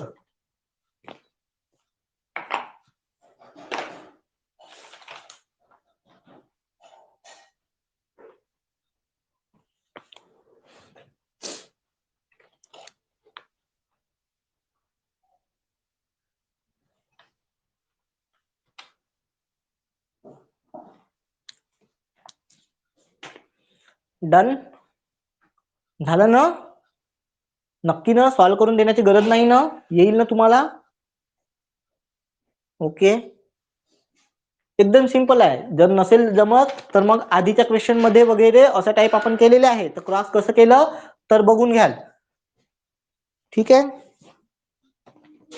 आणि काही नाही, अशामध्ये पण आपल्याला रेशो सुद्धा विचारू शकते. तर रेशो किती व्हायला पाहिजे कोण सांगेल मला, सांगा बरं. बोटच्या स्पीडचा एक्स आणि वायचा रेशो किती होणार, कोण सांगेल. हे सुद्धा असं जनरली सांगून द्या, जनरल नॉलेज म्हणून. एक्स आणि वायचा रेशो किती होणार इथे, कोण सांगेल. General question.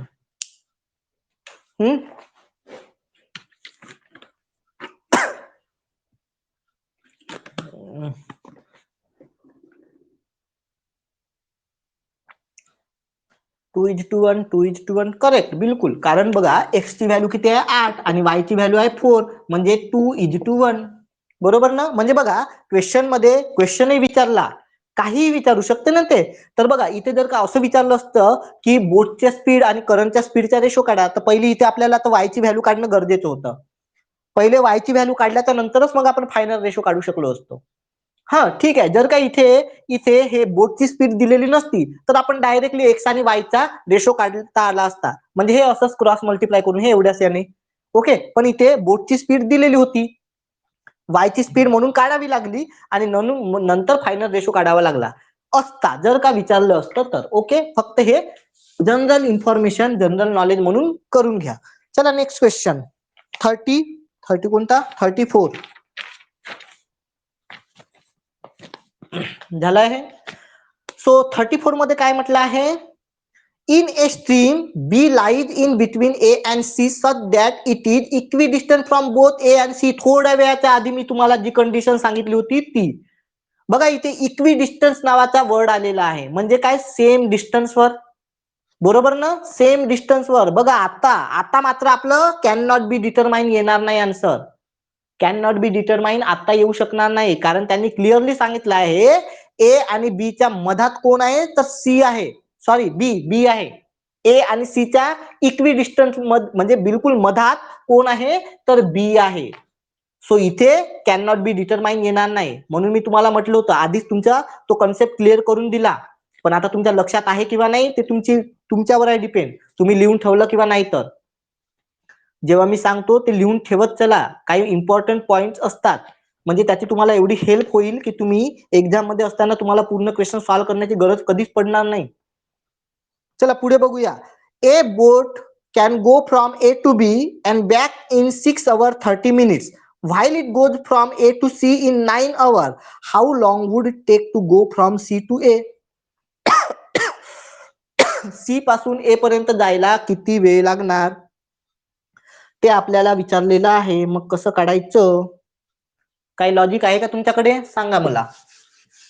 पहिले मी डायग्राम काढून घेतो, मग त्याच्यावरून आपण अंदाजा लावू एक.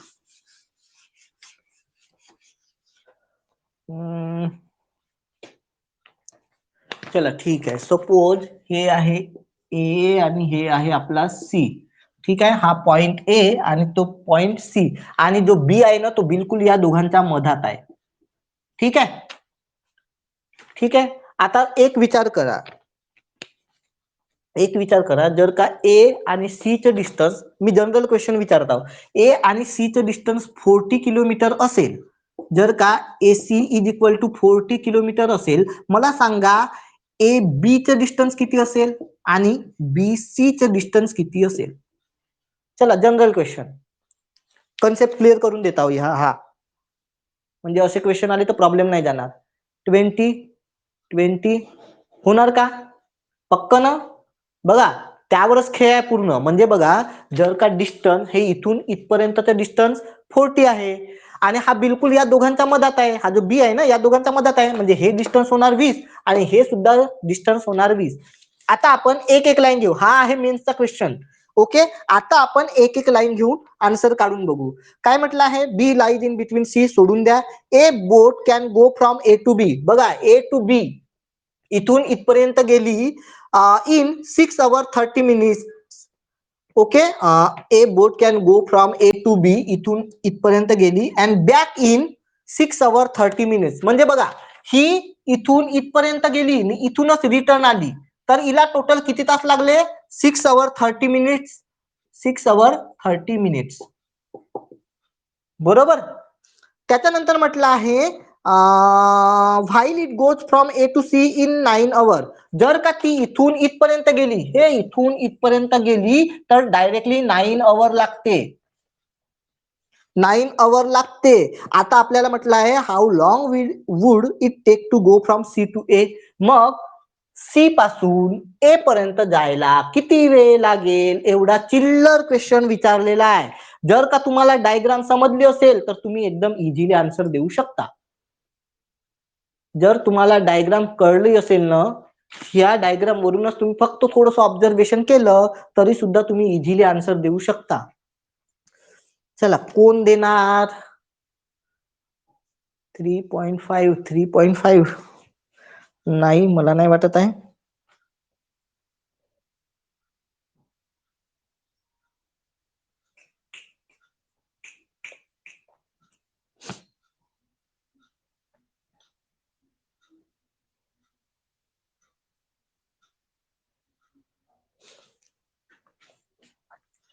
टू और नहीं, टू भी नाही.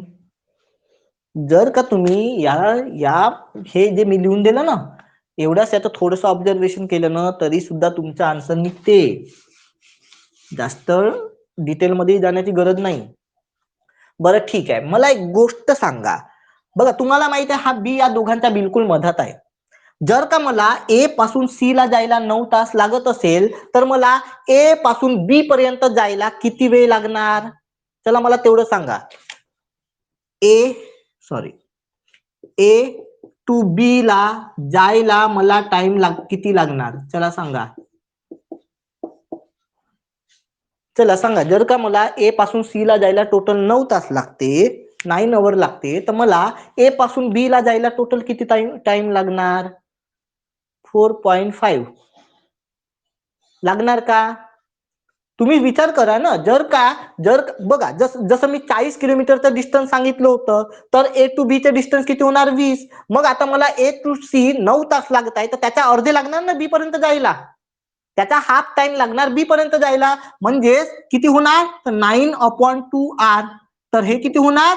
तर 4.5 म्हणा, किंवा आपण 4 आवर 30 मिनिट्स म्हणू. 4 आवर 30 मिनिट्स. ठीक आहे. आणि आता तुम्ही विचार करा, जर का ए टू बी ला जायला 4 तास 30 मिनिट लागत आहे, आणि बघा जाऊन परत यायला टोटल 6 तास 30 मिनिट लागत आहे. मी काय सांगत आहोत त्याच्याकडे लक्ष द्या. जर का ए टू बी जायला मला 4 तास 30 मिनिट लागत आहे, आणि तिथून पुन्हा रिटर्न यायला टोटल 6 तास 30 मिनिट लागत आहे, मग अपस्ट्रीमला लागणारा टाइम किती? अपस्ट्रीमला लागणारा टाइम किती? चला मला पहिले ते सांगा. 2 आवर, राईट. 2 आवर, पण कोणता? बी पासून ए पर्यंतचा. म्हणजे मी असं म्हणू शकतो का, बी टू ए टाइम किती असायला पाहिजे? तर 6 आवर 30 मिनिट्स मधून आपण हे 4 आवर 30 मिनिट्स मायनस करू, म्हणजे आपल्याला 2 आवर मिळणार. 2 आवर मिळणार, बरोबर ना? हो की नाही? बरोबर. मग आता पण आपल्याला क्वेश्चन मध्ये काय म्हटलं आहे? आता येऊ आपल्या मेन क्वेश्चन वर. आपल्याला काय म्हटलं आहे बघा, विचार करा. बी पासून ए पर्यंत जायला मला 2 तास लागते. मग सी पासून मला ए पर्यंत यायला किती वेळ लागणार? असा चिल्लर क्वेश्चन विचारलेला आहे. किती वेळ लागणार मग? जर का बी पासून ए पर्यंत जायला 2 तास, तर सी पासून बी पर्यंत यायला पुन्हा 2 तास, म्हणजे टोटल 4 तास होणार का? म्हणजे सी टू ए टाइम किती असायला पाहिजे? किती असायला पाहिजे? 2 मल्टिप्लाय विथ 2 करून घ्या ना, 4 आवर. झाला क्वेश्चन सॉल्व. आलं का लक्षात? म्हणजे बघा, जर का क्वेश्चन कसेही आले, तरी तुम्ही जर का थोडेसे लॉजिक लावण्यात एक्सपर्ट असाल, म्हणजे थोडासा विचार ऑब्झर्वेशन करण्यात करू शकत असाल, तर तुम्ही मोठ्या मोठ्या क्वेश्चनला सुद्धा इझिली सॉल्व्ह करू शकता. तुम्हाला फक्त स्वतःच थोडंसं डोकं लावायचं आहे. तुम्हाला त्या गोष्टी समजून घ्यायच्या आहे. बघा, माहिती आहे ना तुम्हाला, कोणतीही प्रॉब्लेम जर का आपल्याला सॉल्व्ह करायची असेल, तर पहिले त्याचे कारण शोधावे लागतात. जोपर्यंत आपल्याला कारण मिळत नाही, म्हणजे रिझन मिळत नाही, तोपर्यंत आपण ती सॉल्व्ह करू शकत नाही. इथे पण तसंच आहे. म्हणूनच पहिले प्रश्न समजून घ्या नेमका. तुम्हाला क्वेश्चन समजला, मग एक एक गोष्ट उलगडत चला. एक एक गोष्टीचं इथून असं तसं वगैरे, मग तुम्ही बरोबर ऑटोमॅटिकली बरोबर पोझिशनवर येऊन जाल. ठीक आहे. सो आपला आन्सर किती असायला पाहिजे? 4 आवर. आहे का ऑप्शन? आहे. ऑप्शन सी आन्सर आहे. ओके. कसं 10:30 तर वाजले आपले, आणि अजून जेमतेम आपण कितीवर आलो? 34 वरच आलो. अजून 15 क्वेश्चन बाकी आहे. तर मग सोडून द्यायचे, म्हणजे 4-5 क्वेश्चन आपण आत्ता घेऊ, बाकीचे क्वेश्चन सोडून देऊ. चालेल का? हो किंवा नाही मध्ये तुमचा आन्सर द्या. परवापासून आपण नवीनच चॅप्टर चालू करायचा, की परवाला पुन्हा हे कम्प्लीट करायचं असं म्हणता? तुम्ही सांगा. चला लवकर लवकर. 4-5 क्वेश्चन आपण आता जेवढ्या वेळात कंप्लीट होऊ शकते तेवढे घेऊन घेऊ, बाकीचे नाही घेऊ. असं एक ऑप्शन आहे तुमच्याकडे, किंवा मग उरलेले क्वेश्चन मग परवाला वगैरे घेऊ. मला परवाला नवीन चॅप्टर चालू करायचा होता फ्रेश माइंड मध्ये, म्हणून आम्ही करून सेंड करील तुम्ही.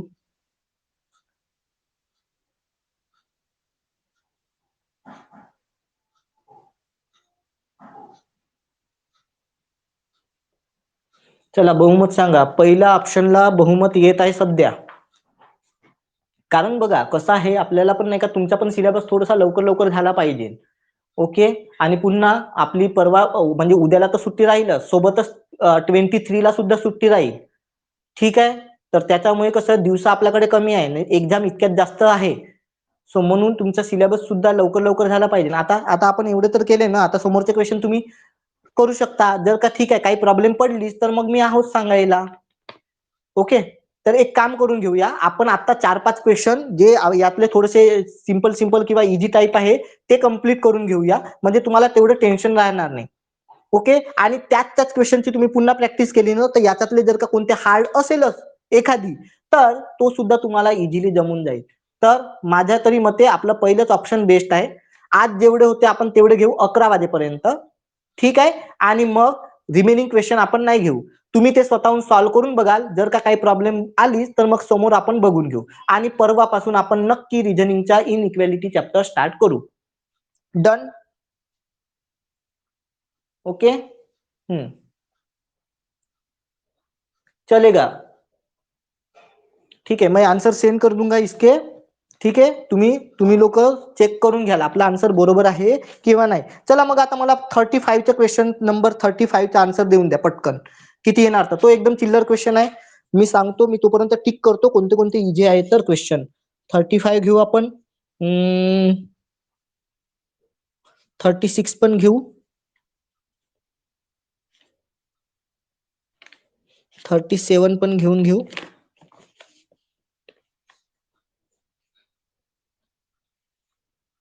38 पण घेऊन घेऊ, तो पण इझीच आहे. 39 पण एकदमच चिल्लर दिसत आहे, तर 39 पण घेऊन घेऊ, 40 पण घेऊन घेऊ, 41 पण चिल्लरच आहे, पटकनच होऊन जाते. 42 ला सोडून देऊ कारण त्याच्या टाईपचे खूप सारे झालेले आहे already.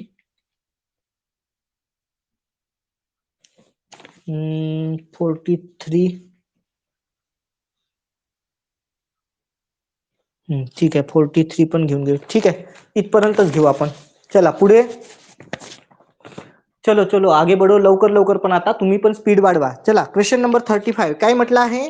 A boat covers a distance of 135 kilometers downstream in 9 hours. To cover the same distance upstream the boat takes 6 hours longer.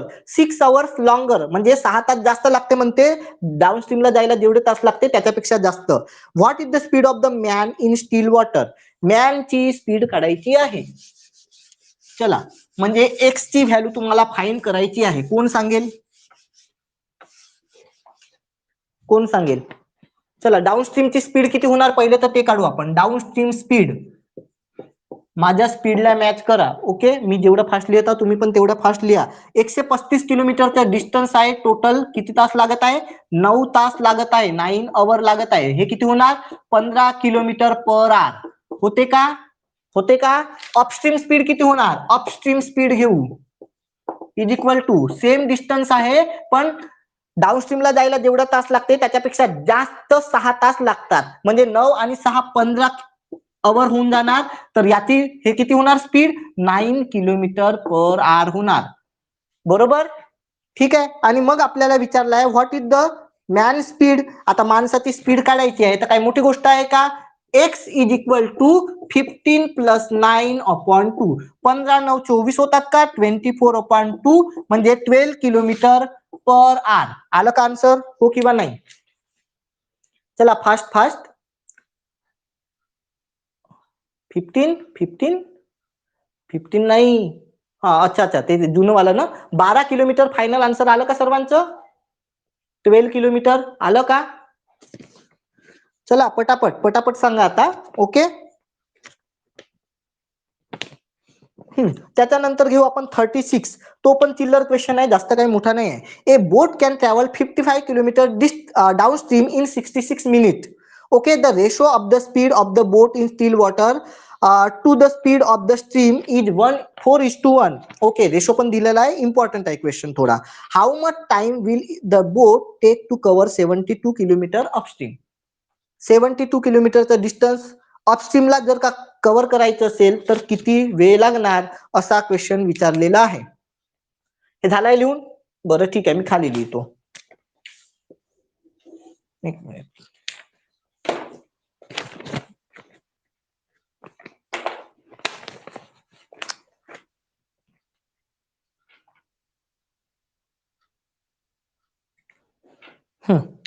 बघा काय म्हटलं आहे, 55 किलोमीटरचं डिस्टन्स कव्हर करायला 66 मिनिट लागतात, बरोबर ना?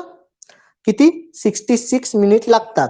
चला पहिले तर ते करून घेऊ. जर का 55 किलोमीटरचं डिस्टन्स कव्हर करायला 66 मिनिट लागतात डाऊन स्ट्रीमला, तर डाऊन स्ट्रीमची स्पीड किती होणार? डाऊन स्ट्रीमची स्पीड किती होणार हे इथे लिहितो मी. 55 मल्टिप्लाय विथ 60 डिवायडेड बाय 66 की 63 आहे.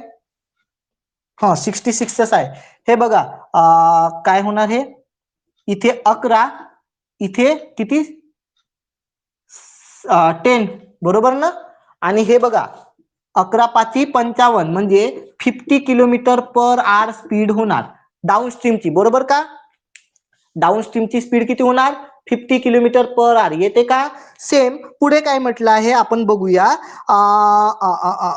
हा, the ratio of the speed of the boat in still water and the speed of the stream चा रेशो दिलाय 4:1.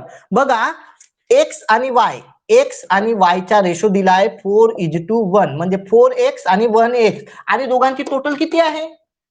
दोघांची टोटल किती होणार? 50 होणार का? 50 किलोमीटर पर आवर होणार का? कारण बघा डाऊन स्ट्रीम स्पीड म्हणजे एक्स प्लस वाय होते ना. डाऊन स्ट्रीम स्पीड म्हणजे ठीक आहे, इथे नाही लिहू आपण हे. 4x 1x म्हणजेच मी इथे लिहितो x plus y is equal to 50 kilometre per hour. तर मग हे किती होणार? 4x plus 1x is equal to 50. 5x इथे लिहितो मी, दिसत आहे का तुम्हाला? 5x equal to 50. तर मग x इज इक्वल टू 10 होणार का? 10 किलोमीटर पर आवर. एक्स ची व्हॅल्यू मिळाली आपल्याला, एक्स ची. तर मग याच्यातून बोटची स्पीड किती आणि याची स्पीड किती, अपस्ट्रीम सॉरी वाय ची स्पीड किती? एक्स ची स्पीड किती होणार? 10 चूक 40 होणार का? आणि वाय ची स्पीड होणार 10 किलोमीटर पर आवर. 10 किलोमीटर पर आवर होणार का?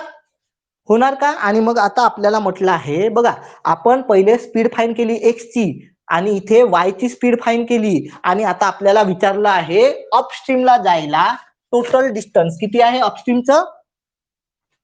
72 किलोमीटरचं डिस्टन्स अपस्ट्रीमला आपल्याला चढायचं आहे. किती? 72 चं डिस्टन्स.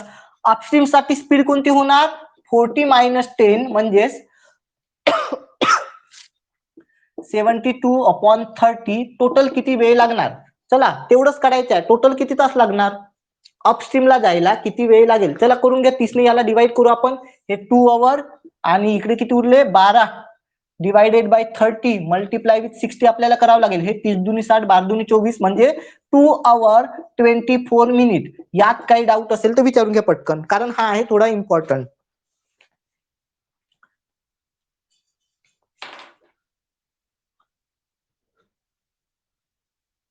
आलं का लक्षात? पहिले आपण काय केलं तर डाऊनस्ट्रीमची स्पीड काढली.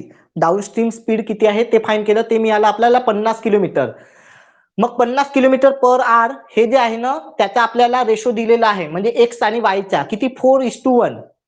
म्हणजे आपण असं म्हणू शकतो का डाऊनस्ट्रीम स्पीड आहे 50 किलोमीटर आणि डाऊनस्ट्रीम स्पीडला आपण एक्स प्लस वाय म्हणत असतो, तर त्याचा रेशो आहे 4x + 1x = 50. असं आपण डायरेक्टली म्हणू शकतो. म्हणजे 5x = 50. तर मग x = किती होणार? 10 किलोमीटर पर आवर. मग त्याच्यावरून आपण पहिले तर याची वाली व्हॅल्यू काढून घेऊ. एक्स ची स्पीड किती असणार? बोटची स्पीड किती असणार? 40 किलोमीटर पर आवर. आणि करंटची स्पीड किती असणार? 10 किलोमीटर पर आवर. आणि आता आपल्याला क्वेश्चन होता 72 किलोमीटरचं डिस्टन्स कव्हर करायला अपस्ट्रीमने किती तास लागणार? तर अपस्ट्रीमची स्पीड किती होणार 30, 40 मायनस 10, एक्स मायनस वाय करत असतो ना, तर 40 मायनस 10 इज इक्वल टू 30. मग 32/30 मल्टिप्लाय विथ 60 केलं तरी पण तुमचा आन्सर येऊ, म्हणजे नाही, पहिले तर तुम्हाला हे डिवाइडच करावं लागेल. ओके, 2 तास आणि मग 12/30 उरले आणि टोटल मिनिट मध्ये कन्वर्ट करायचे आहे म्हणून मल्टिप्लाय विथ 60 केलं. फायनल आन्सर येणार 2 hours 24 minutes. ओके, चला पटकन लिहून घ्या आणि 37 सॉल्व्ह करा.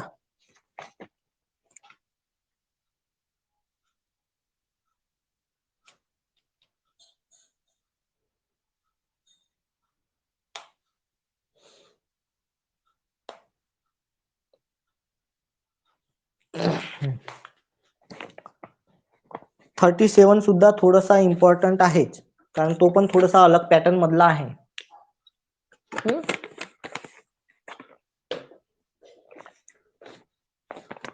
चला 36 काय म्हटलं आहे, a boat can travel 37 sorry, A boat can travel 4 kilometre upstream in 15 minutes. If the ratio of the speed of the boat in still water to the speed of the stream is 9:5 sorry 9:5. पुढे म्हटलं आहे, how much time will the boat take to cover 28 kilometre downstream. 28 kilometre डाऊनस्ट्रीमला जायला total किती time cover करणार ते आपल्याला find करायचं आहे. किती टाइम लागणार, कोण सांगेल? करू शकाल का तुम्ही? हे लिहून झालाय का, रब करू का मी?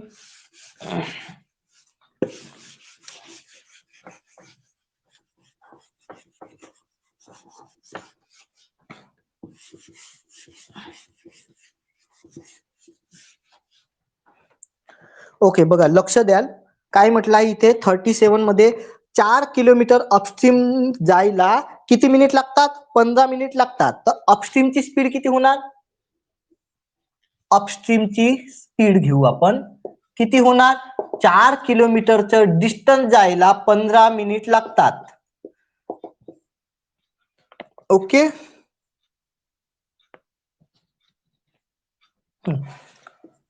तर अपस्ट्रीमची स्पीड किती होणार? 16 किलोमीटर पर आवर व्हायला पाहिजे. होईल का? 16 किलोमीटर पर आवर होणार अपस्ट्रीमची स्पीड. बरोबर, ठीक आहे, ते काढलं. त्याच्यानंतर आपल्याला काय म्हटलं आहे, if the ratio of the speed of the boat in still water to the, म्हणजे बोटची आणि स्टीमची हे दिलेलं आहे 9:5. 9:5 हा काय दिला आहे? एक्स आणि वायचा रेशो. एक्स आणि वायचा रेशो किती दिला आहे? 9x:5x. ओके, आणि आता मला एक गोष्ट सांगा, upstream is equal to 16 kilometre आहे, तर आपण याला x मायनस वाय म्हणू शकतो, म्हणजे 16 असं म्हणू नाही शकत का? आणि मग x ची व्हॅल्यू किती आहे? 9x, y ची व्हॅल्यू किती आहे? 5x:16 म्हणू नाही शकत का आपण? चला सांगा मला, म्हणू नाही शकत का? म्हणजेच हे किती होणार? तर 4x:16 होणार का? मग x:4 होणार का? 4 किलोमीटर पर आवर. x:4 किलोमीटर पर आवर होणार का? मग मला सांगा बोटची स्पीड किती? चला, आणि y ची स्पीड किती किती व्हायला पाहिजे? हे 9x आहे, x ची व्हॅल्यू आहे 4, तर 9 मल्टिप्लाय विथ 4 करू आपण. बरं, डिटेल मध्ये घेऊ थोडस. 9x म्हणजेच 9 मल्टिप्लाय विथ 4 म्हणजे 9×36 किलोमीटर पर आवर जे काही आहे ते. हे किती आहे? तर 5x आहे. 5x म्हणजे 5 मल्टिप्लाय विथ 4 म्हणजे 20 किलोमीटर पर आवर जे काही आहे ते आहे. बरोबर का? बरोबर का? सांगा, समजलं ना? ओके, म्हणजे आपण एक्स किती किलोमीटर, एक्स ची व्हॅल्यू काढली, बोटची स्पीड काढली आणि वाय ची सुद्धा स्पीड काढली. जर क्वेश्चन इझी असते तर आपल्याला हेच विचारलं असतं, बोटची स्पीड किती किंवा मग करंटची स्पीड किती.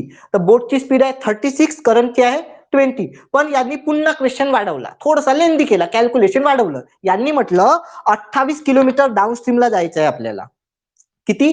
28 किलोमीटर आपल्याला डाऊनस्ट्रीमला जायचं आहे. तर मग आपल्याला किती टाइम लागणार? So time is equal to distance upon speed आपल्याला घ्यावं लागेल. डिस्टन्स किती आहे? 28 किलोमीटरचं. टाइम स्पीड किती असणार? तर 36 प्लस 20, बरोबर आहे. तर मग इथे लिहितो मी, खाली लिहितो हे 28 किलोमीटरचा डिस्टन्स 56च्या स्पीडने जायचं असेल तर मला किती वेळ लागणार? 1/2 आवर लागणार का? म्हणजे अर्धा तास लागेल का? अर्धा तास म्हणजे किती मिनिट? अर्धा तास म्हणजे किती मिनिट? 30 मिनिट येणार का? चला लिहून घ्या तिथे 30 मिनिट्स. लवकर लिहाल पण.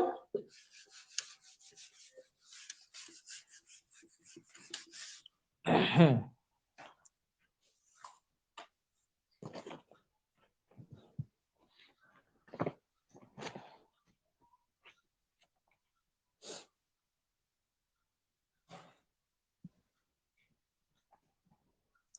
38 ला सोडून द्या, 39 सॉल्व्ह करा, तो इझी आहे.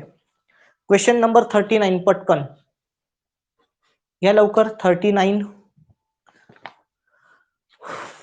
Speed of a man in still water is 16 km per hour and the river is running at 6 km per hour. The total time taken to go to a place and come back in 8 hours. Total जाऊन return यायला 8 तास लागते म्हणते. किती चिल्लर question आहे.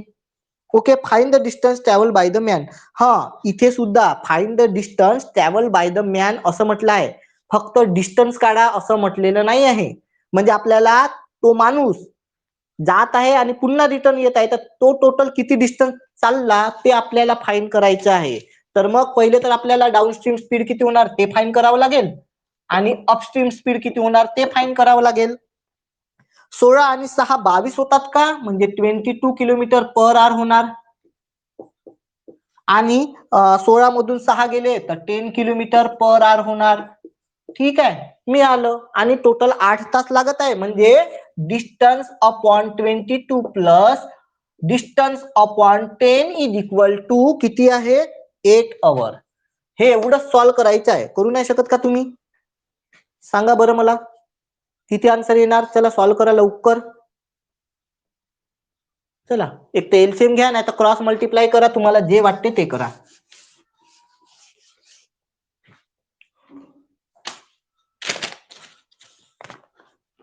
मी माझ्या मेथडने करतो. 10d plus 22d is equal to 22 multiply with 10 multiply with 8. हे होणार 32d is equal to 22 multiply with 10 multiply with 8. आणि हे बघा 8 चूक 32 आणि हे पुन्हा 4 4 उरलेच म्हणायचे. तर मी काय करतो, 2 हे 10 ठेवतो, जाऊ द्या. बरं ठीक आहे, काही हरकत नाही. हे येणार 11 आणि हे येणार 5, म्हणजे 11 5 55 किलोमीटर. 55 किलोमीटर झालं का पण आपलं फायनल आन्सर? फायनल आन्सर झालं का? नाही झालं.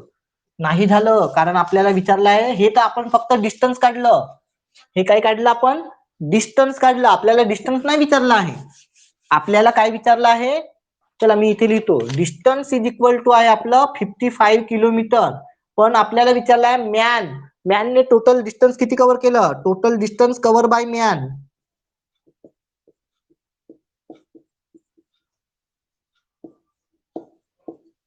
किती होणार? 55 मल्टिप्लाय विथ 2 करून घ्या, 110 किलोमीटर. ठीक आहे, चला लिहून घ्या लवकर. किती होणार? 110 येत आहे. 110. चला नेक्स्ट क्वेश्चन.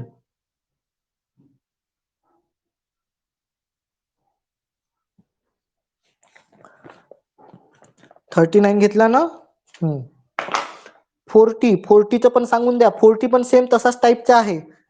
आता इथे काय म्हटलं आहे? A boat took 1/2 hours less to travel a distance. Less म्हटलं आहे म्हणजे मायनस होणार. Distance downstream than to travel the same distance upstream. If the speed of a boat in still water is 15 km per hour and speed upstream is 7 km per hour, in total how much distance travel by boat? पुन्हा इथे आपल्याला total बोटने किती distance cover केलं ते विचारलं आहे. In total. Okay, चला मग कोण सांगते? पुन्हा इथे आपण घेऊ डाऊनस्ट्रीम स्पीड किती होणार, अपस्ट्रीम स्पीड किती होणार. चला मला सांगा लवकर किती किती होत आहे तर.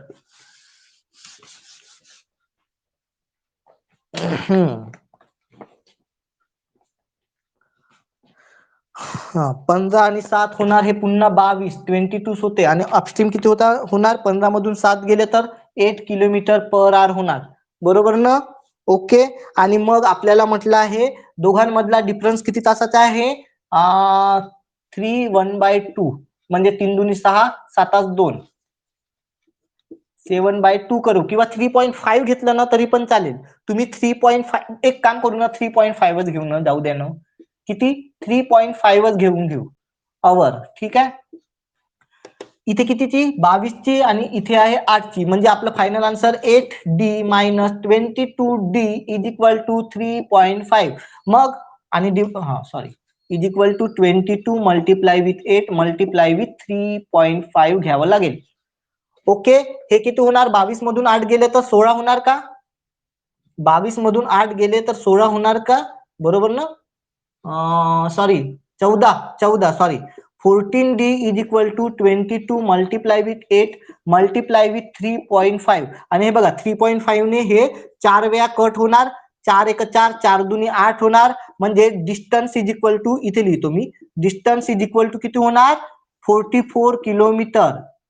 डिस्टन्स आलं 44 किलोमीटर. आता जर का डिस्टन्स 44 किलोमीटर असेल तर टोटल डिस्टन्स कव्हर बाय बोट किती व्हायला पाहिजे, बाय बोट 44 मल्टिप्लाय विथ 2 म्हणजे 88 किलोमीटर होऊन जाणार. संपला विषय. ठीक आहे, येत आहे. तुम्ही 7/2 घ्या किंवा मग किती 3.5 घ्या, काहीही फरक पडणार नाही. ओके.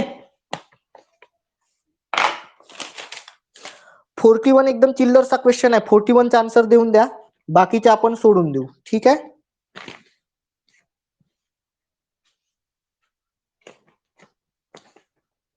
$41 घेऊ, बाकीचे सोडून देऊ. हा, आणि बाकीचे समोरचे क्वेश्चन सुद्धा तुम्ही सॉल्व्ह करून बघाल. जर काही प्रॉब्लेम पडली तर मला विचारून घ्याल, तसे पण मी आन्सर सेंड करूनच देईल. ठीक आहे.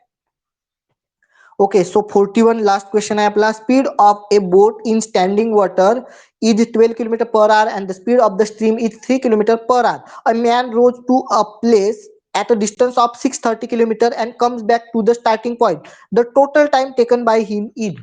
आपल्याला टोटल किती टाइम लागणार, जर का इथून तिकडे गेला 630 किलोमीटर आणि पुन्हा वापिस आला तर त्याला टोटल किती तास लागणार, असा क्वेश्चन विचारलेला आहे. काढू शकता का? चला सांगा लवकर, हो किंवा नाही मध्ये. एकदम चिल्लरचा क्वेश्चन आहे 41.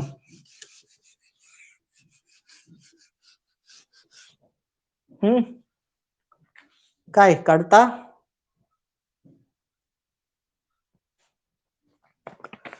हा, कुठे गेला क्वेश्चन. स्पीड ऑफ बोट म्हणजे डाऊनस्ट्रीमची स्पीड. आता विचार करा, पहिले तर डाऊनस्ट्रीमची स्पीड किती होणार, पहिले तर डाऊनस्ट्रीमची स्पीड काढू आपण. डाऊनस्ट्रीमची स्पीड किती होणार, 12 आणि 3 15 किलोमीटर पर आवर होणार का, बरोबर ना? आणि अपस्ट्रीमची स्पीड किती व्हायला पाहिजे, मग 12 मधून 3 मायनस होणार म्हणजे 9 किलोमीटर पर आवर होणार, बरोबर आहे. आता तुम्ही विचार करा, टाइम इज इक्वल टू आपला काय असते, डिस्टन्स अपॉन स्पीड असते. डिस्टन्स किती आहे, 630 आहे, 630 किलोमीटर आहे, 630. तर मग स्पीड किती होणार, 15च्या डाऊनस्ट्रीमला जायला टोटल किती टाइम लागणार, किती लागणार, 15 चूक 60, 15 दून 30, 42 आवर लागेल का, 42 आवर लागेल ना, नाही का? बघा, डाऊनस्ट्रीमला जायला आपल्याला 42 आवर लागेल. ओके. आणि सेम आता अपस्ट्रीमला जायला किती वेळ लागेल, सेम एवढं डिस्टन्स आहे. डाऊनस्ट्रीम घेऊ, डाऊनस्ट्रीम टाइम लिहाल इथे. Okay. Downstream time is equal to D upon S, D upon speed, distance upon speed. आणि मग अपस्ट्रीमला लागणारा टाइम पुन्हा डिस्टन्स अपॉन स्पीड. डिस्टन्स आपलं 630 आहे आणि अपस्ट्रीमची स्पीड आहे 9, तर 9 7 63, 70 आवर, बरोबर आहे. क्वेश्चन इजी असता तर त्यांनी डाऊनस्ट्रीमला जायला किती तास लागणार असं विचारलं असतं, किंवा अपस्ट्रीमला जायला किती तास लागणार असं विचारलं असतं. थोडी लेंदी केला क्वेश्चन. त्यांनी काय विचारलं, टोटल टाइम किती लागणार. सो टोटल टाइम किती लागत आहे, अपस्ट्रीमला डाऊनस्ट्रीमला जाऊन पुन्हा अपस्ट्रीमला रिटर्न येणं. ओके. सो टोटल टाइम किती व्हायला पाहिजे ना आपला, 42 + 70 म्हणजे 7 4 11, 112 किलोमीटर. सॉरी किलोमीटर नाही, आवर. ठीक आहे. सो सध्या तरी आपण इथेच थांबून जाऊ. बाकीचे क्वेश्चन तुम्ही स्वतःहून सॉल्व्ह करा आणि परवापासून आपण आपला रिजनिंगचा चॅप्टर स्टार्ट करू. ओके, तुमचा होमवर्क थोड्या वेळाने वगैरे येऊन जाईल. तोपर्यंत tata, good bye, good day.